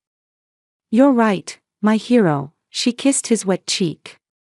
"But we can't have you catching a cold. Come on, let's change into dry clothes." After changing in the car, the two sat listening to the rain. Amy checked her phone and sighed. Again, no contact about job interviews. Her resume was excellent, but the gap in her career and having no fixed address probably made employers uneasy. "Are you hungry?" Amy asked. Oliver nodded slightly. Amy counted the remaining cash. $30 left. This had to be planned carefully to last until the weekend. "Let's have sandwiches," she suggested cheerfully. "Or maybe." Suddenly, there was a knock on the car window. Amy turned around in surprise. Outside the window stood a middle-aged woman holding an elegant black umbrella. Wrapped in a luxurious coat, she exuded a sophisticated aura. Amy cautiously lowered the window slightly. "Excuse me, are you two all right?" The woman's voice was warm and concerned. "Yes, thank you," Amy answered warily. "Would you like to go to a cafe in this rain?" My car is parked nearby. Amy hesitated. She couldn't easily trust a stranger. But the woman's eyes held genuine kindness. Thank you, but we're fine. For your child's sake, I think it would be better to have a meal in a warm place, the woman smiled at Oliver. My name is Victoria Grant. I have an office right near this park. Amy's eyes widened at that name. Victoria Grant. A successful local businesswoman. Her investment company was nationally known. Ms. Grant, of the investment company? Victoria smiled gently. Yes. I'm honored you know me. I'm Amy Williams. This is my son Oliver. Nice to meet you, Victoria waved at the boy. There's a nice cafe nearby. Let's go in my car. Amy was still hesitant, but thinking of Oliver, the temptation of a warm meal and a dry place was great. Thank you. We'll take you up on your offer. At the cafe, the three sat at a table and ordered warm drinks and sandwiches. Oliver cupped his hot chocolate with both hands, a happy expression on his face. So, Amy, Victoria asked gently. If you don't mind, could you tell me about your situation? Normally, Amy wouldn't discuss private matters with a stranger. But there was something about Victoria that made it easy to talk. She briefly explained her divorce, financial difficulties, and living in the car. Victoria listened quietly, occasionally nodding. That must have been difficult, she said. I admire your strength. I'm not strong, Amy said softly. I just have to keep going for Oliver. That is strength, Victoria asserted. When I was young, I had a similar experience. Starting a business while raising a child alone wasn't easy. Amy looked up in surprise. She had never imagined that the successful Victoria had once been in a situation similar to hers. Oliver suddenly spoke up. I'm really proud of Mom. She always tries to smile and works hard no matter how difficult things are. Those words brought tears to Amy's eyes. Victoria looked at Oliver kindly. You have a wonderful son, she turned back to Amy. If I may ask, what is your profession? I'm an accountant, Amy answered. But I've been working part-time since Oliver was born. Victoria's eyes lit up. That's wonderful. Actually, my company is looking for a financial analyst. Would you be interested? Amy was speechless. But Your experience and knowledge are valuable, Victoria said. Of course, I'll interview you. No special treatment. I just want to offer you an opportunity. That evening, Amy and Oliver moved into temporary housing for employees owned by Victoria's company. It was a small apartment, but clean and private. Above all, they had their own beds and a roof over their heads. A week later, Amy was hired as a financial analyst at Victoria Grant Investment Company. Her sharp intuition for numbers and analytical skills quickly caught Victoria's eye. 3 months passed, and Amy was now entrusted with important projects at the company. She worked late into the night and spent weekends poring over materials.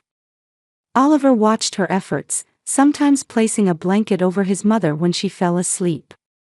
Amy, your ideas are brilliant, Victoria said in the conference room one day.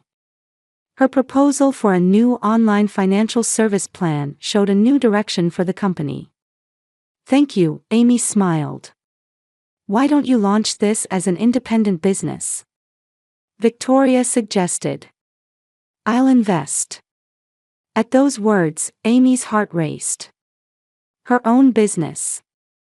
A possibility she had never dreamed of was now unfolding before her. Really?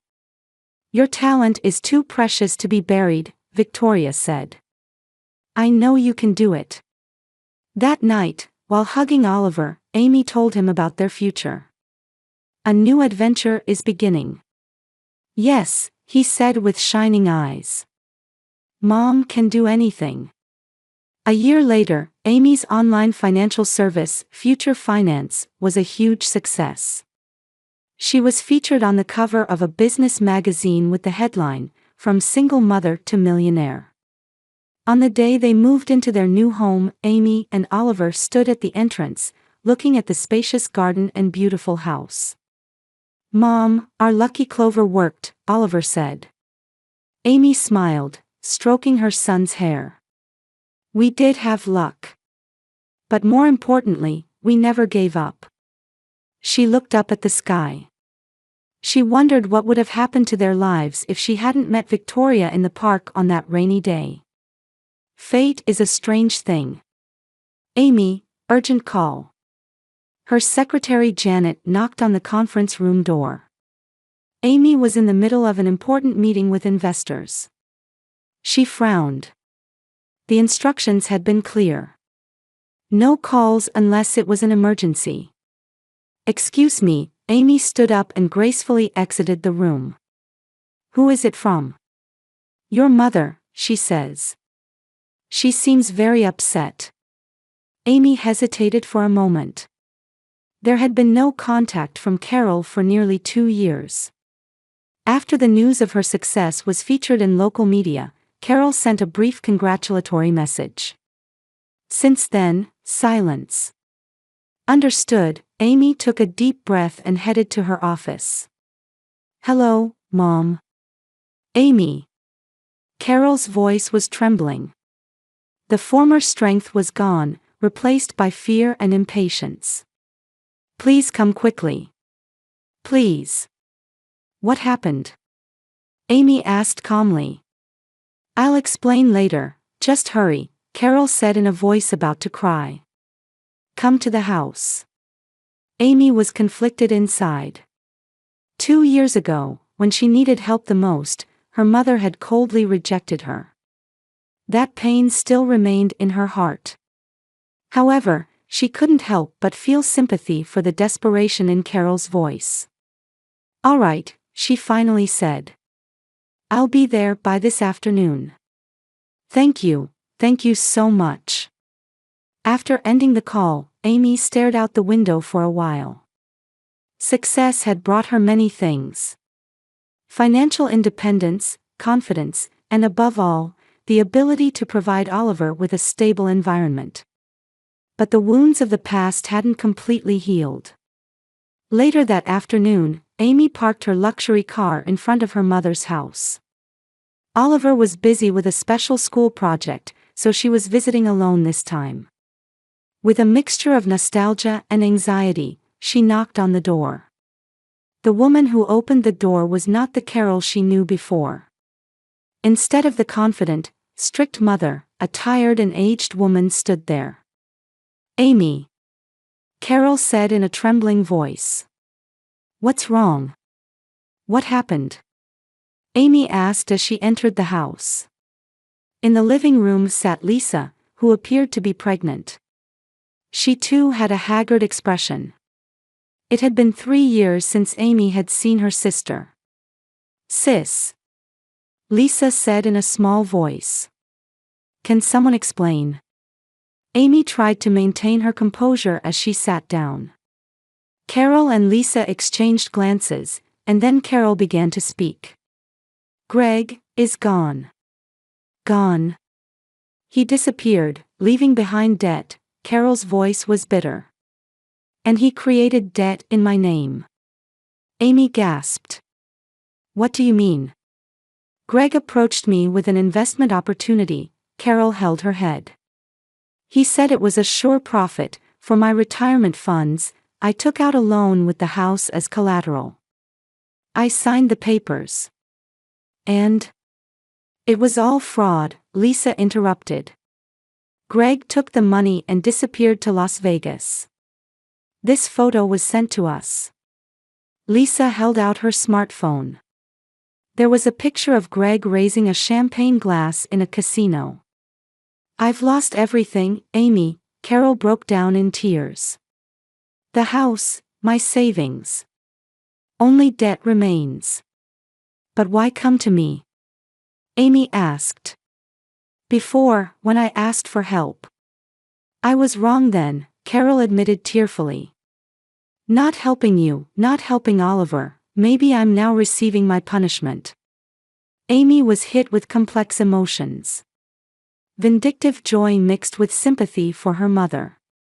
So what do you want? I need your help, Carol looked straight into Amy's eyes. I'm sorry about before. Please, help us. Lisa added pleadingly, Sis, I'm about to give birth. We have nowhere to live. Amy looked out the window. Inside her, the pain of the past and the sense of current responsibility were at odds. She remembered the suffering when her mother rejected her. But at the same time, she didn't want to become as cold.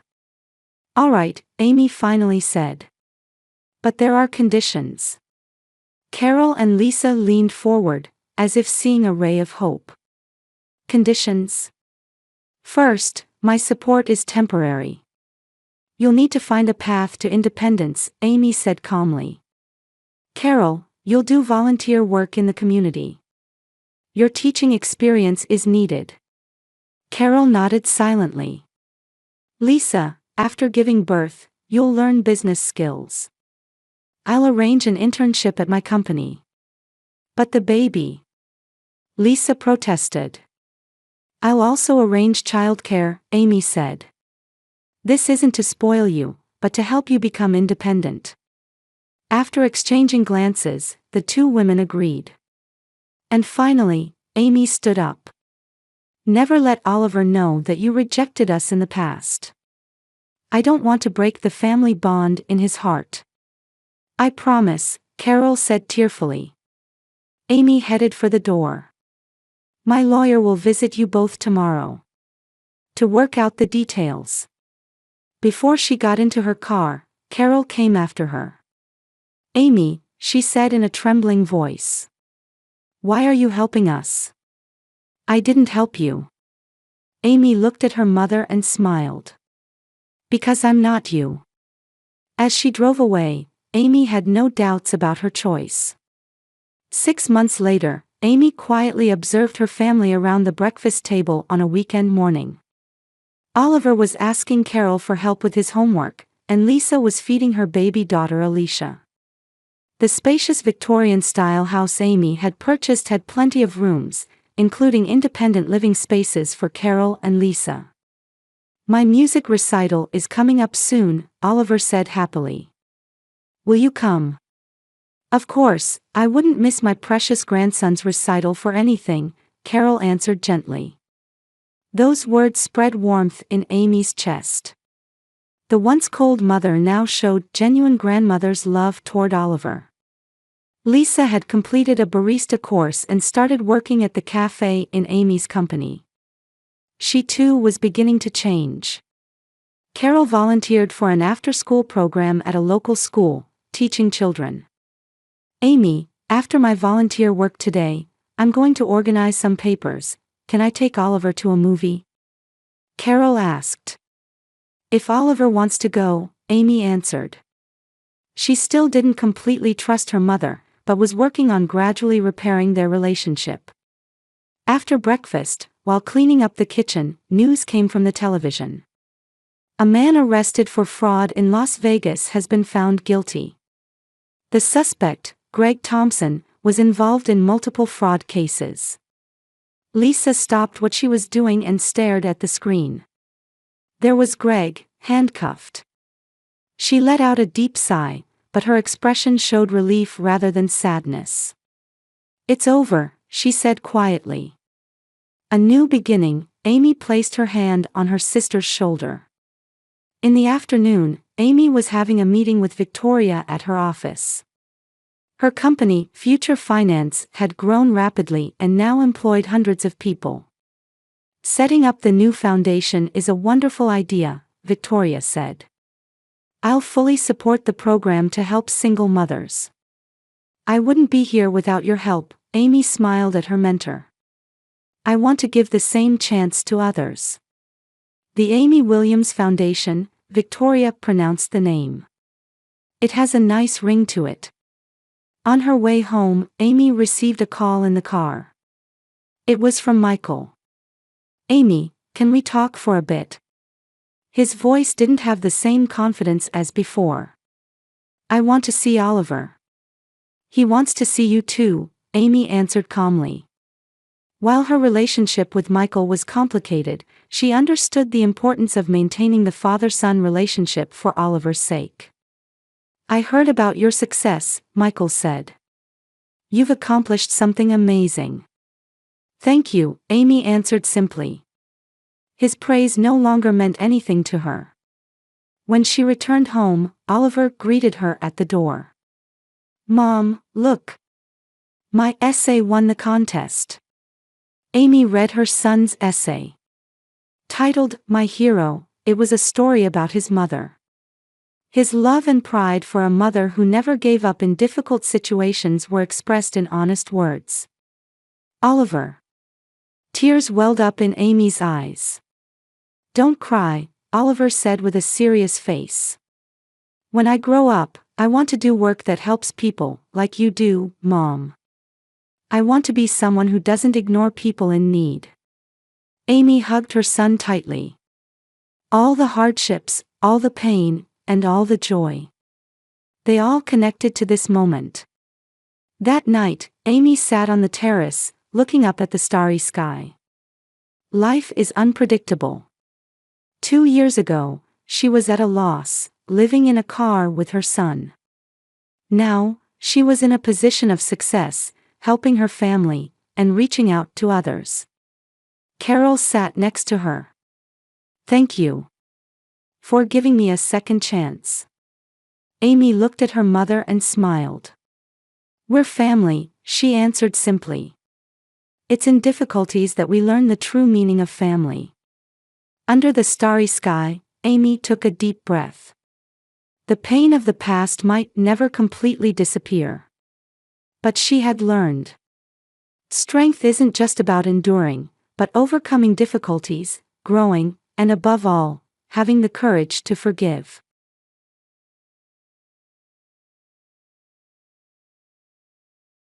Erin Morrison was a nurse who had worked at North Memorial Hospital in Minneapolis, Minnesota for 12 years.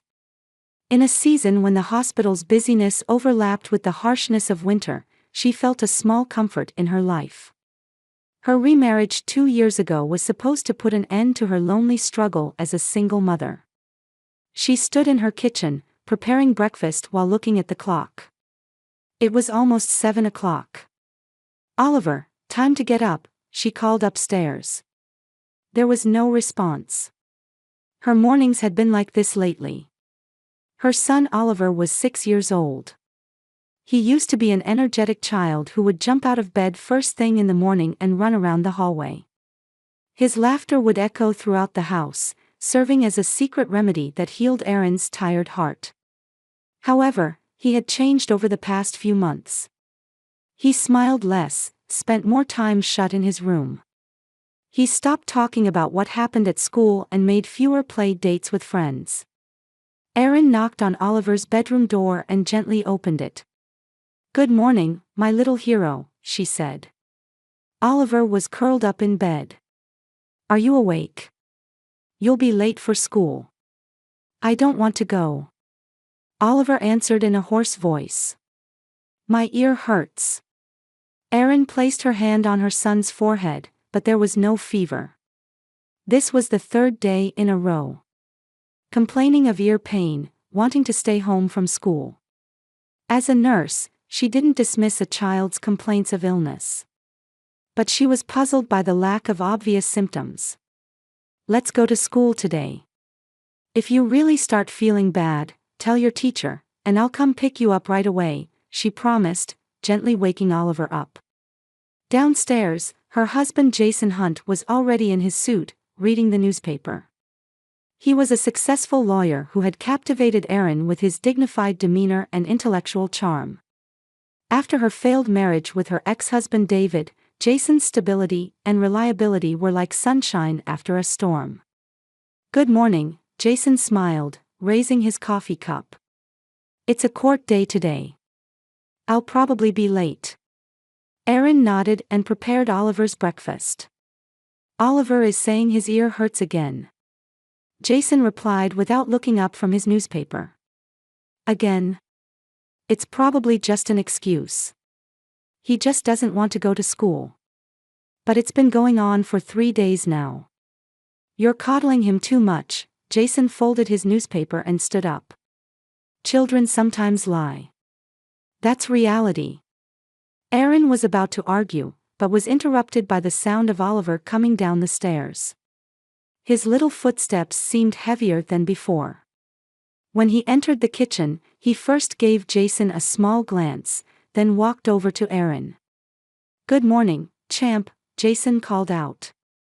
Oliver quietly returned a "good morning," but didn't make eye contact. The child who used to jump on Jason and shout, "Papa," was now keeping his distance. Aaron had noticed the change but told herself it was part of the process of getting used to a new father. During breakfast, Aaron explained about her night shift tonight. "Mom will be at the hospital tonight, honey. You'll be fine with Jason, Papa." Oliver just stirred his cereal without eating much. "Can I stay up until you come home?" he asked in a small voice. "No, sweetie, your growing body needs plenty of sleep," Aaron said. "But tomorrow morning, when Mom gets home, we'll make a special breakfast together." Jason looked at his watch and stood up. "I've got to go.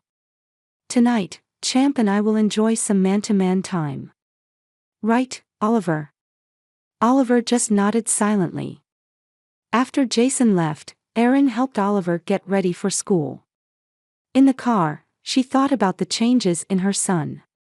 After her divorce from her ex-husband David, Oliver had struggled to adjust for a while. David's alcohol dependency and erratic child support payments had brought great instability to their lives. Her remarriage to Jason was supposed to bring them stability and security. Financially, they were certainly stable. Jason's income as a lawyer provided them with a comfortable life. He volunteered to take care of Oliver when Aaron had night shifts. On the surface, he seemed like the perfect stepfather. But something was different. While driving, Aaron looked at Oliver in the rearview mirror. He was staring out the window, touching his ear with his small fingers. A mother's intuition whispered to her. Something was changing her son. And she needed to find the cause. When they arrived at school, Oliver reluctantly got out. "Mom, will you pick me up?" he asked. "Of course," Aaron smiled. "I'm working part-time today, so I'll be waiting at the main gate at 3 o'clock. Oliver seemed a little relieved and gave Aaron a goodbye kiss. Watching him walk toward the school building, anxiety spread through Aaron's chest. She would do anything to protect her son. That was a mother's vow. But what if the enemy she needed to protect him from was inside her own home? That thought was a fear she didn't want to acknowledge.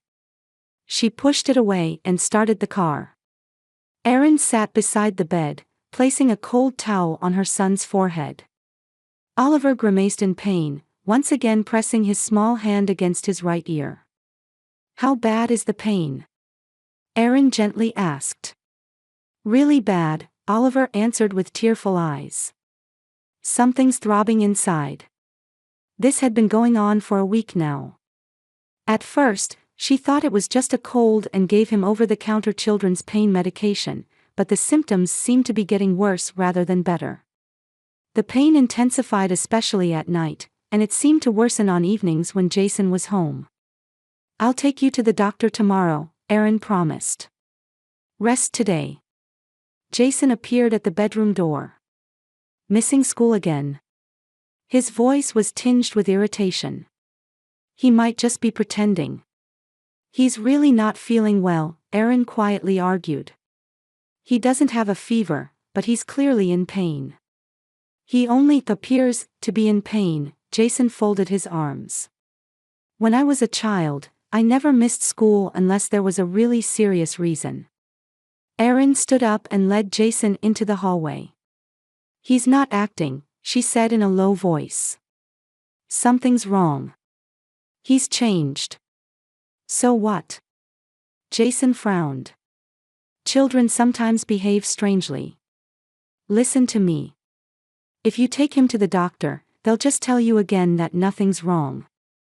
It's a waste of time and money. Erin was about to respond when she heard a small cry from Oliver's room. She rushed back to find him burying his face in his pillow, trembling.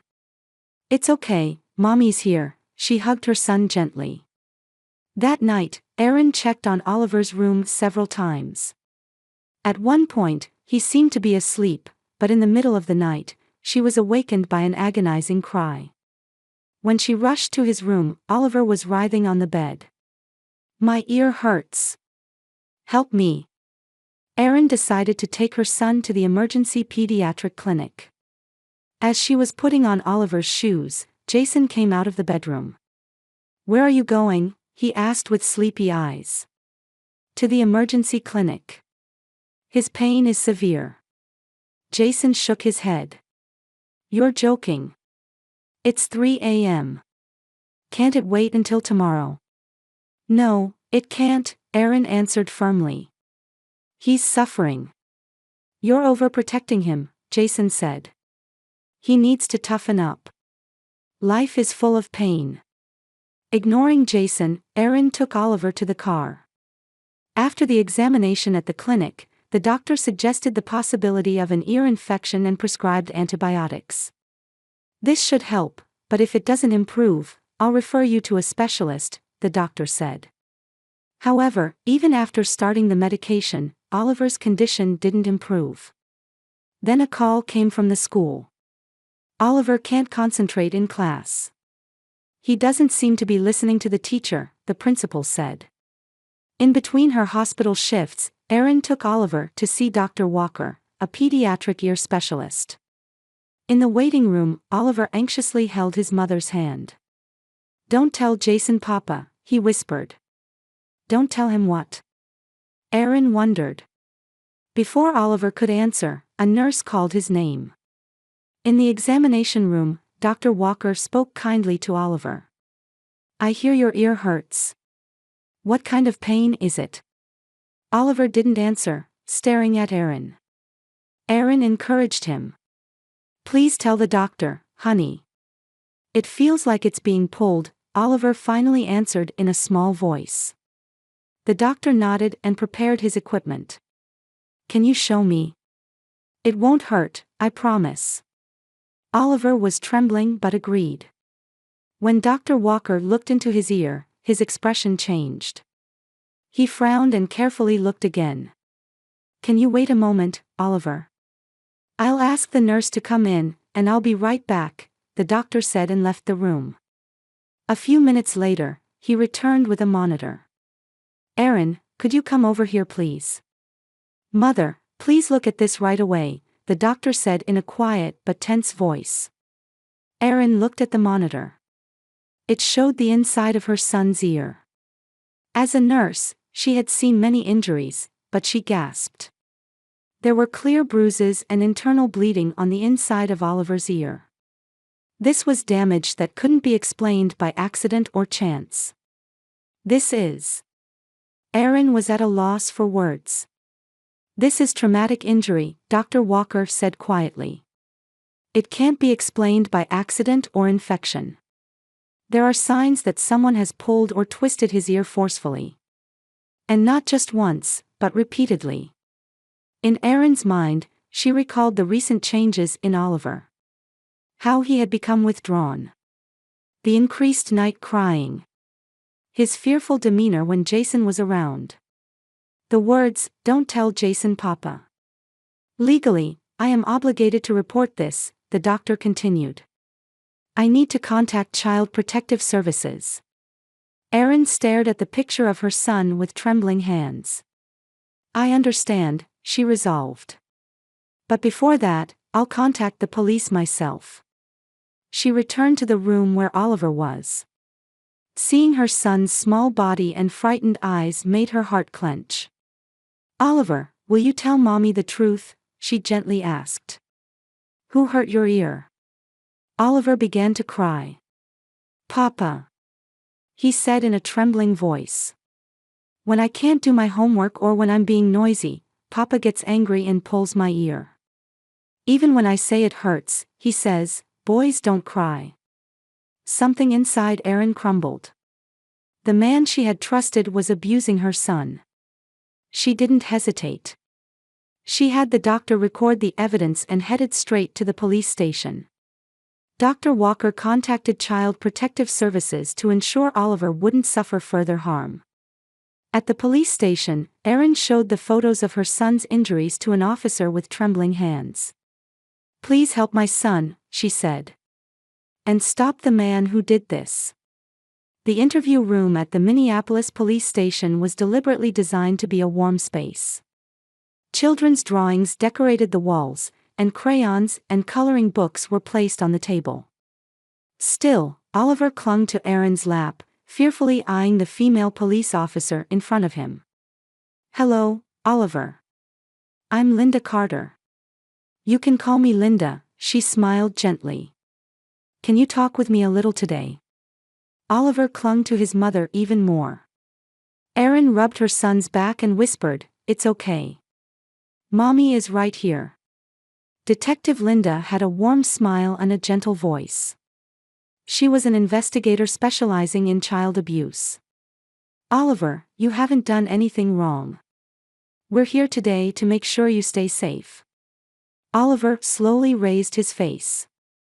"Am I in trouble?" "Not at all," Linda assured him. "You're a brave boy. It really helped that you told the doctor the truth." Erin's heart was breaking. Her son had been abused, and she hadn't noticed. What had her husband been doing to her son while she was away on night shifts? A sense of guilt plagued her. "Oliver, can I ask you a few questions?" Linda took a small doll out of her bag. "This is a special doll named Sam. Sometimes it's hard to explain things with words, right? You can use Sam to show me what happened, if you'd like." Oliver was wary of the doll but showed interest. He climbed down from Erin's lap and slowly reached for the doll. "Your ear hurt, right?" Linda asked gently. "Did someone hurt your ear?" Oliver stared at the doll, then grabbed its ear and pulled. "Papa does this. When I don't understand my homework or when I'm being noisy." "Did it hurt?" "Yes. But Papa says boys shouldn't cry." Oliver's voice was small. "And that I shouldn't tell anyone." "Why shouldn't you tell anyone?" "Papa says if I tell anyone, Mommy and I will be taken to a bad place." Oliver's eyes welled up. "I don't want to go to a bad place." Erin hugged her son and fought back tears. "That won't happen, sweetheart. No one is going to take you to a bad place." Linda continued her questions. "Was this just once? Or many times?" "Many times," Oliver said. "Lots of times when Mommy was at night work." As the questioning continued, Oliver began to share more. How Jason would yell at him, pull his ear, and sometimes slap him. It all happened when Erin was absent for night shifts. And Jason had sworn Oliver to secrecy. When the interview was over, Linda guided Erin to a separate room. "Your son is very brave. His testimony is clear and consistent," she said. "Let's talk about the next steps." Erin nodded with tired eyes. "I want to protect him. What should I do?" "First, we'll apply for a temporary protection order. Hunt won't be able to approach you or your son," Linda explained. "And we'll conduct a home investigation to gather evidence while he's away." "He's at work now," Erin said. "He won't be back until evening." Linda nodded. "Then let's act now. I'll visit your home with a social worker from Child Protective Services." When the police vehicle carrying Erin and her son arrived at her house, Rebecca Simmons from Child Protective Services was already waiting. "Would you join us in investigating the inside of your home?" Rebecca asked. They began examining the house. The first thing they noticed was the orderly state of the living room. Jason is strict about keeping things tidy, Aaron explained. Is he a perfectionist? Linda asked. Yes. He likes everything to be exactly as he wants it. They examined Oliver's room. On the surface, it was a normal 6-year-old's room, but Linda frowned when she opened the closet door and looked inside. What's this? Aaron peered in and gasped. There were several small scratch marks on the inside of the closet. As if Oliver had been locked in and tried to get out. Oliver, can you tell us about this? Rebecca gently asked. Oliver fearfully answered. Papa sometimes locks me in. He says, think about what you've done. As the investigation continued, Linda took notes and photographs. Then she suggested, Ms. Hart, you and your son should stay elsewhere tonight. Do you have friends or relatives you can stay with? Aaron thought of her best friend Kate. Yes, I do, but... She hesitated. I want to find out what Jason has been doing. Whether he really... She swallowed her words. Part of her still hoped this was all some kind of mistake. In that case, I suggest setting up hidden cameras, Linda said. We'll install surveillance cameras through legal procedures. But only on the condition that you and your son stay in a safe place. Aaron agreed. She called Kate and explained the situation. Her always reliable friend immediately said she would welcome them. The next day, Aaron called Jason. I got an unexpected night shift, she lied. Kate offered to watch Oliver, but he wants to sleep in his own bed. Could you look after him for the night? Of course, Jason answered. I'm always happy to take care of my son. The phrase, my son, pierced Aaron's heart. That night, Aaron sat in Kate's living room, watching monitors with Linda and Rebecca. The police had installed small cameras in her living room and child's bedroom. This is all legally sanctioned procedure, Linda explained. It can be used as evidence. The first hour was peaceful. Jason and Oliver ate pizza and watched TV. But when homework time came around, the atmosphere changed. Finish your math homework, Jason's voice came through the monitor. But I don't understand, Oliver's voice was small and frightened. I've explained it to you many times. Jason's voice was suddenly filled with anger. Pay attention here. Through the monitor, they watched as Jason grabbed Oliver by the shoulders. When Oliver flinched, Jason grabbed his right ear and pulled it hard. Ouch! Stop! Oliver cried out. Be quiet. Boys don't cry. Jason shouted. Don't you understand this? Such a simple problem. Are you stupid? Aaron covered her mouth with trembling hands. Rebecca placed a hand on her shoulder and whispered, You're doing the right thing. On the screen, Jason looked at Oliver's answers and shouted, They're all wrong, tearing up the paper. When Oliver began to cry, Jason slapped his cheek. I told you not to cry. Linda picked up the phone and instructed, Send an intervention team immediately. Wait, Aaron said. He'll hurt Oliver. I'm going. It's dangerous, Linda warned. The intervention team will arrive in minutes. Minutes is too long, Aaron stood up. I can't wait any longer to save my son. Kate grabbed her car keys. I'll drive you. As they got into the car, police backup was headed to her house. Aaron's heart was full of fear and anger. She was prepared to do anything to protect her son. There was no time to blame herself for her poor judgment. When they arrived at the house, several police vehicles were already parked. As Aaron rushed to the entrance, officers were escorting Jason away. Aaron, what's going on? Jason asked with a surprised face. Why are the police here? Ignoring him, Aaron hurried inside. Oliver was being held by a female officer, trembling. Mommy, he cried, reaching out to Aaron. Aaron embraced her son, tears streaming down her face. "It's okay now, my brave boy. No one will hurt you anymore." She kissed her son's ear and whispered, "I'm sorry I didn't realize sooner." And she resolved that from now on, she would overcome any difficulty to protect her son. The road ahead might be rough, but she had powerful allies in truth and justice. And above all, she was sustained by the unwavering power of a mother's love. At the bail hearing in the Minnesota District Court, Erin gripped a glass of water with trembling hands. Sitting on a wooden bench, next to her was attorney Sarah Goldman, dispatched from Child Protective Services, organizing documents. As the court announced its opening, Jason entered through the side door, accompanied by a uniformed security officer. Erin looked away. Jason in his gray prison uniform seemed like a completely different person from the confident lawyer she had known. Still, the flash of anger in his eyes when he glanced at her sent a cold fear down her spine. The judge eyed Jason sternly from beneath his black robe. "Defendant Jason Hunt, you are charged with child abuse. Bail is set at $200,000. Jason's lawyer immediately stood up. "Objection, Your Honor. The defendant is deeply rooted in the community and poses no flight risk. We request a reduction in bail." The prosecution also argued.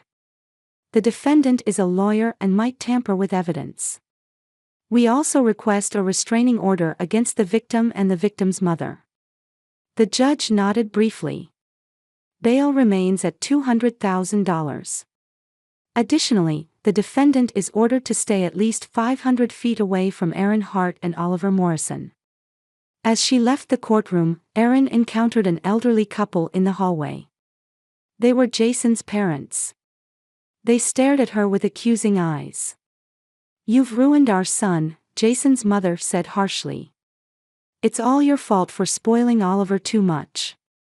Before Erin could respond, Sarah intervened. "Please refrain from further contact. By court order, you cannot approach my client." That afternoon, Erin took Oliver to see Margaret Chen, a child psychologist. In a room surrounded by brightly colored walls, Oliver was reluctant to speak. "Oliver, this is a safe place," Margaret said gently. "What you say here won't go outside unless you say it's okay. Is Papa coming back?" Oliver finally asked in a small voice. "No, he's not coming back." Erin held her son's hand. "The judge said so. You're safe now."